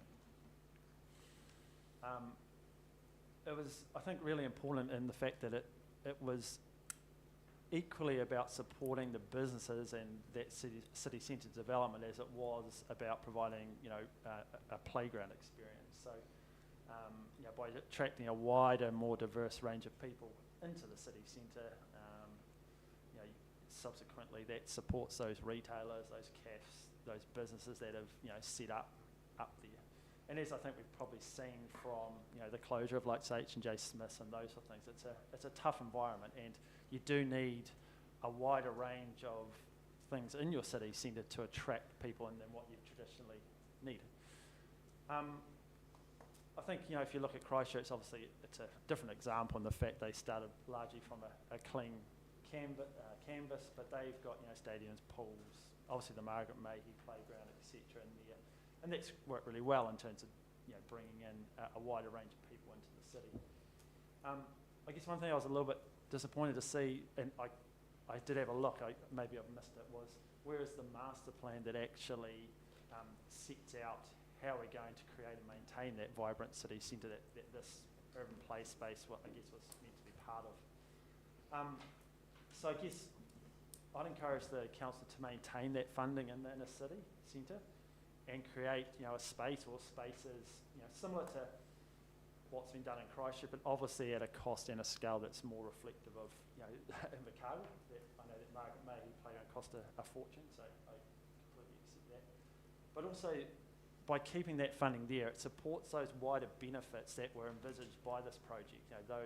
That support of the inner city block, all the public funding that's gone in there to actually ensure we have people in there, and I think that's the little catchphrase, was it the heart of our city or something. So that's really what it was all about. So that was my submission on the inner city urban playground. Now on to stormwater. So targeted rate, it's interesting. Had a bit to do with this through in the rural sector, so obviously a targeted rate, I don't need to tell you what it's about, it's for, you target those people who are benefiting from that service. We're out at Morris Bush, involved in the community reasonably heavily up there through the rugby club, so I've heard a lot of talk about this, and the general consensus is, how do we know whether to support or object to this if we don't know what the rate's for? So in our case, we have a 1,500 square metre property, so it's not a lifestyle block, it's just a section. I've sent some of the new LiDAR maps which show the slope heading down to what is a natural waterway at the bottom of our neighbour's property. It goes through, so to get from our property to there, there's two reasonably large paddocks that have to go through overland, then into the creek. I guess I've seen this done, the regional council do it quite a lot. They have a targeted rate where they say, look, you have to pay X amount and we're going to provide these services through this waterway, i.e. we're going to clean it out, we're going to put rocks around there, we're going to do this. And it's very clear what that rate's for. Now, you might not agree with what the rate's for, but at least you understand where that money's going. I think that's the real problem with this is I've tried on a couple of occasions to get some information out of council as to what's the rate for. So you're going to take that rate. It's not, our water doesn't go into a reticulated stormwater system. It goes into a creek, which has been there since the earliest I could find was aerial photos from 1946, and it was squiggling its way through there. So it's a natural waterway. It wasn't built by the council. I'm unsure if there's any maintenance done by the council, but that waterway tracks on down to Morris, I think it's called Morris Creek, and then that Morris Creek is rated by the regional council for flood control and drainage management. So I guess I'm objecting to it on the basis I have no idea as to what that rate is actually for. And like if the council had said, hey, the rate is to do, we're going to start doing, cleaning out of that drain, or we're going to put in some more infrastructure here, fine, then at least I can make an informed decision as to whether or not to support it. But under the current proposal, it just seems like the line's been spread out based on some updated LiDAR information and without really any thought given to what are those services. So, yeah, that's my submission. Thanks. Okay. Questions, Trish?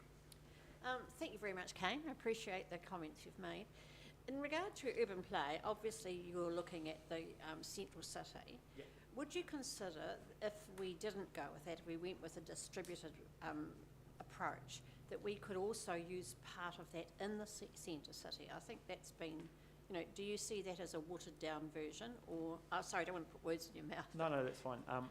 I guess I was looking back at what was originally consulted on under the LTP, and it had a really strong focus on bringing people into the heart of the city to support all the work that's been done both by the council and so public money and private money. And I really like that concept of having a strong heart to our city, building on that stuff that we've done, so that and I think if we have a thriving in a city that also spreads out and attracts people into the region, it supports all those other areas around Southland. And I know there were some of the submissions have been, it's hard for people to access, those facilities in the inner city.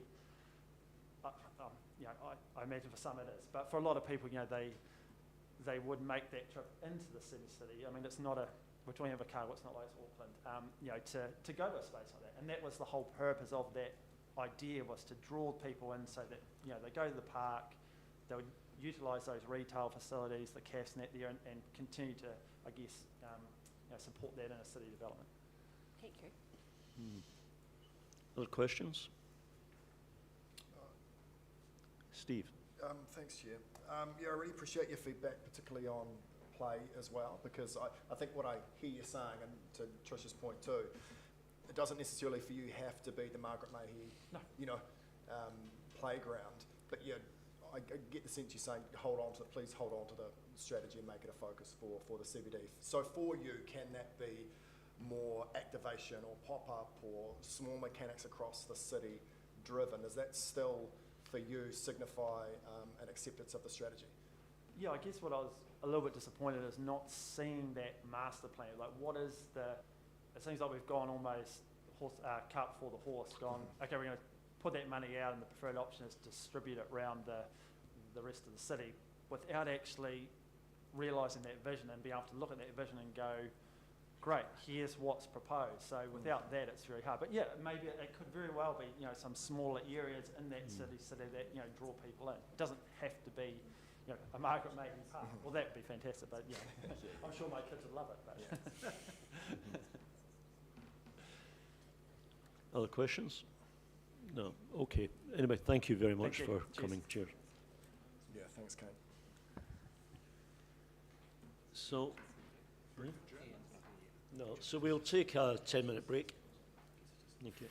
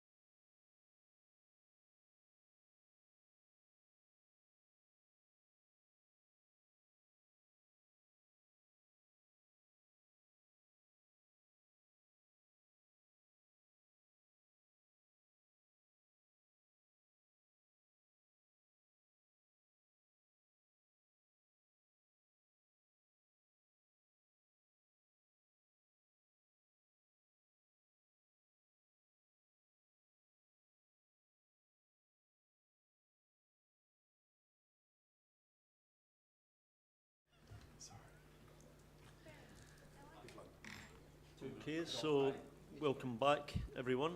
Our next submitter is Ian Reeves, so please come up, Ian. And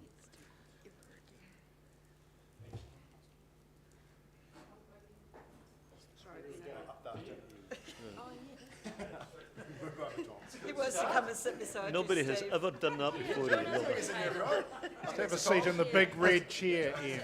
I thought you were going to edge me at the chair there, just for a minute. Anyway, welcome. And the floor is yours. Okay, well, obviously I'm not going to go through all the things that I put down in the submission, but there are a couple of items in there that I would like to perhaps mention and bring your attention to. The first one is what I've suggested is that we put a financial cap on our rates. And by that I mean over 3 years. And I put down as a figure anything up to 7% over those 3 years. Obviously it could be lower than that. But I think that when I go around and I'm listening to people, and even from my own experience, rates are, everyone goes crazy about rates. And you know, 1 year we'll get a 4% rise, and the next year it'll be 11%, and then it'll be maybe 5% the next year. So the difficulty is that you can't really anticipate what that's going to be. So if you put a cap on it over a 3-year period, it gives those ratepayers an opportunity to actually budget for that increase. It gives all your businesses, all your people that work in your city departments, they're all working towards the same figure. Everybody's working towards that figure. Now I do understand obviously that things can happen that affect that, and Three Waters was a good example of that. Okay, so I guess that's where we look at our financial surplus, or where we've got money that we can use. But I just think if we had a figure that people were all working towards, it makes that rate area much more attractive and much more realistic for all the people that are affected by those rates. So I guess that's one of the things that I wanted to push and maybe get you to look at. I know it's not easy. I know in the financial climate that we're in and the economic climate that we're in and the things that are happening in our communities, it's not always easy to actually just say, well, this is what we're going to do. But I still think that that's something that we could, or you could, look at. The other area that I wanted to point out that I had in my submission was, I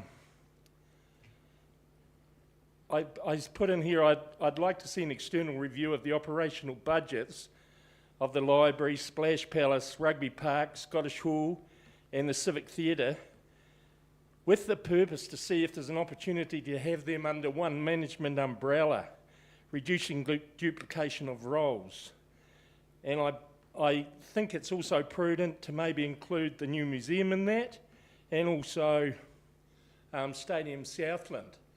Now, you know, when I go out of Invercargill, and believe me, I'm very proud of Invercargill, when I talk to people about the facilities that we've got, a lot of those things that I've just mentioned are the things that stand us as being a bit different from everyone else. And I appreciate that we're very fortunate with the community funders that we have in our community that have allowed us to get a lot of these things. And I'd hate to see them reduce because of any number of reasons. So I think if it may be a possibility that we can look at all those things coming under one umbrella, and then we know that the information we're getting and what we should be providing is sound and it's coming from the right source. Because at the moment, everybody's going to be pushing their own barrow. They're all going to be saying, we need this, we need that, we need this, we need that, we need more people here, we need... But if you've got an overseeing committee who's keeping an eye on all those things, and we are very fortunate in Invercargill to have those things and the council being involved in all those things. So that was, those were the two areas really that I wanted to focus on. I mean, I've talked about other things in that submission that I've put in. Obviously, You know, I'm a true blue Southlander. I'm very passionate about our city.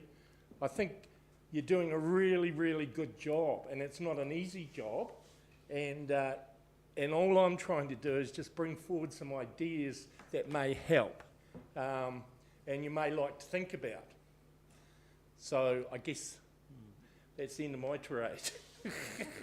Appreciate that, Ian. Yeah, you actually managed to do something I've never heard before. You actually put the word attractive and rates in the same sentence, which you don't often hear. If you listen back in live stream, you'll hear yourself saying it. That was good. Anyway, I've got a question from Dan. Don't worry, Ian. Some really good points that you raised in speaking to your submission today, and Council has in the past run venues under one umbrella, and I can assure you as the former chair, you still get each section still putting forward for its own. But it's a good point that can be looked at under a new construct, I guess, but the stadium isn't ours. But I wanted to look at your rates cap suggestion, and my challenge to you and the question is, when you hit that cap, what's the first service you're going to reduce? Well, I'm not going to answer that. Because that's the problem that we face. Yeah.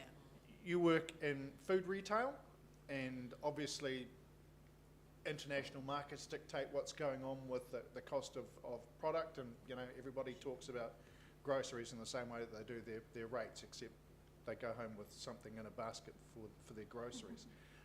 Not a lot of control over it, and there's not a lot of control over what we have in the council sense for our expenses either. So our other option to keep rates level is service reduction.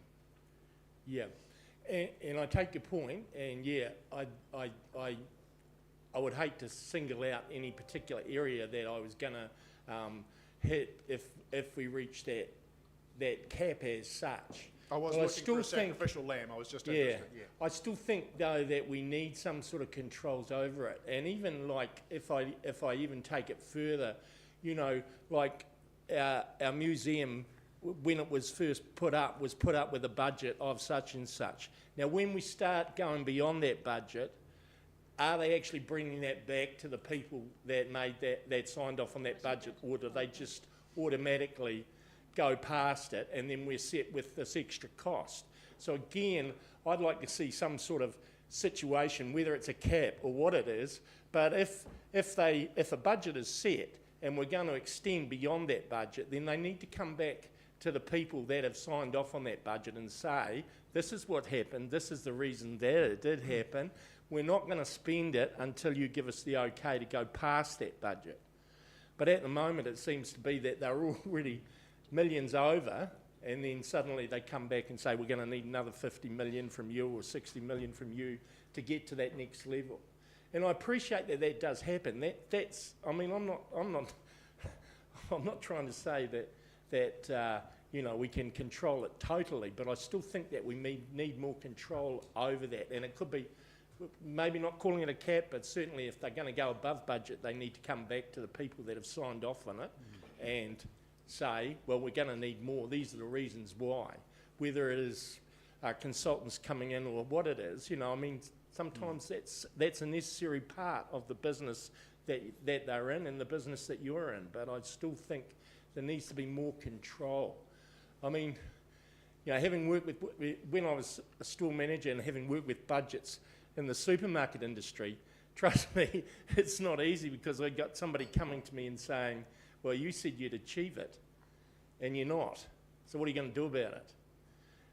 And whether that was in my wage budget or in my sales budget, so okay, I could do things that were going to try and increase the sales, but you know, wage budget, it was putting people off or reducing hours or all those sorts of things, and sometimes hard decisions have to be made, but that was the budget that I was allowed, and that's what I had to work to. And so, you know, it stood me in good stead for a lot of things later on, I guess. That does happen, actually. You know, that's exactly how it works here. I mean, every time there's a change in, you know, any project forecast, it's got to come back to council for ratification. So that does happen. Evelyn's got a question. Yeah, it was interesting. Thank you for your submission. But it was interesting to hear you say the particular things that people are envious of us for. And it strikes me that a lot of it comes down to the fact that we have got two iconic funders, which are the Community Trust and Invercargill Licensing Trust, neither of which are replicated to the same extent elsewhere. Lots of people have community trusts, but ours was particularly well funded. So, but does that create a two-edged sword? So some of the expectations that ratepayers come to us with are fueled by the fact that we have those funders. There's an expectation. Then how do we operate them? We can build them because we have generous donors, we have the ILT, or we have the community trust, but the operation comes back to the city, mostly. How, in your opinion, do we get ratepayers to understand that? Because that's really what you're coming down to. We've got to live within this budget. How do we do it when people want the big, bright, sparkly objects, and we can pay for them, but how do we make them work year on year? Well, the only thing you can do, Evelyn, is obviously communicate it. And even if you communicate it at 100% level, there are still going to be some people that aren't going to listen to that in our community. You're always going to get the naysayer, the person that thinks, oh, they're just spending money for the sake of spending it or whatever they're doing. And that they're always going to be there, and it won't matter how much we communicate with those people, we're not going to get through. But there are a lot of people out there that the communication is the thing. That's the thing they want to hear. And you did right. Their expectation is high, and they expect, oh well, we've got this facility now. We need to maintain it, and people are backing away from doing it. So the only thing we can do then is communicate the reasons why that might be the case. But you go down the new mall and the new area, and it's fantastic. And I think we should, or you should be patting yourselves on the back for the things that are happening in the city. I think it's fantastic, and I think it's just keeping those things in people's front of mind with people and talking to them about it. And certainly, if I hear any sort of negative, then I'll jump in and say, well, look, we're actually very lucky compared with most other places. We're going to, there's going to be times when you're going to be hitting a brick wall, but... Ian, I've got two other questions I'd like to get in, Grant and then Panya. So, Grant? Yeah, so just a point with respect to the coming back to council, and community. So in October we went out to the community and asked them around the museum around what they wanted to do around the investment. Grant, close to the microphone. Oh, sorry. Yeah.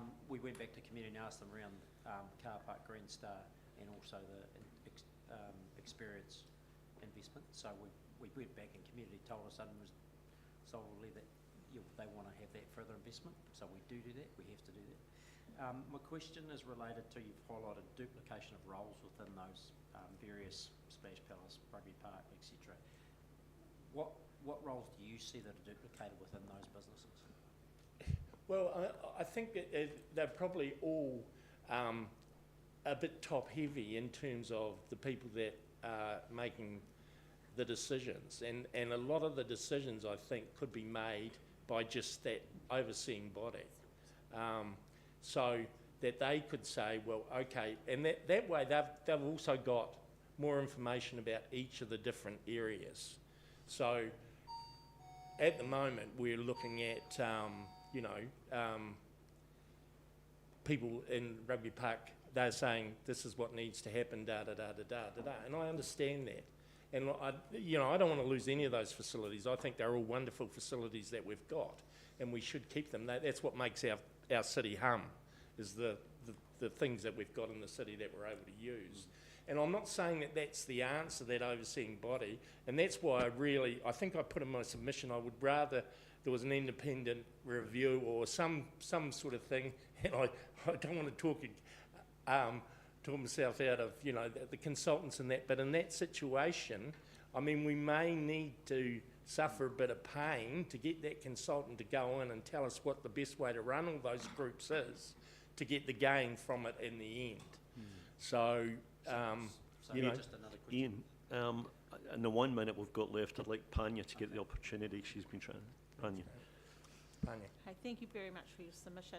I'm just really interested on your thoughts around the public transport plan and the buses. You've indicated it's non-negotiable, which I understand. However, we've had some submitters come through around the price increase on fares and how it's actually crippling some of our families and things like that have multiple children attending schools and that within our city. So the non-negotiable stuff, what does that look like? Well, I think that's something that as a council you're going to be making decisions about what you think is the best way of running that service. But I think the service definitely has to be there. You know, there are some people that can't get round without that service. And I would hate, therefore, that service to just disappear. But if it's crippling and people can't get on it, then we've got to look at what we can do to alleviate the cost for those people to get on it as well. So again, that's around the table, working out what's the best policy and coming up with that. But I do think it's non-negotiable. I think we've got to have that transport system for sure. Thank you.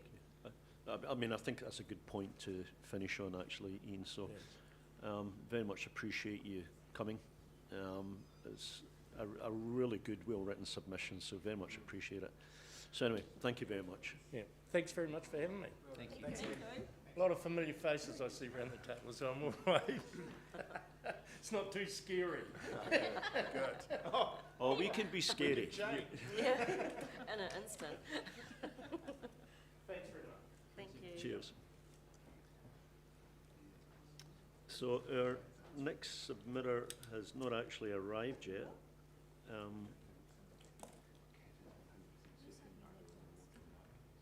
Who is? 100%. Enough that we can abandon? Okay. So it seems as though the last two submitters on the list will not attend. So I think on that basis, we will call a halt. So thank you very much for everybody who's at home watching and for everybody in the chamber. Thank you. Oh, sorry, I both not coming. Pardon? Oh, okay. No, sorry. Thank you, Tom. Okay.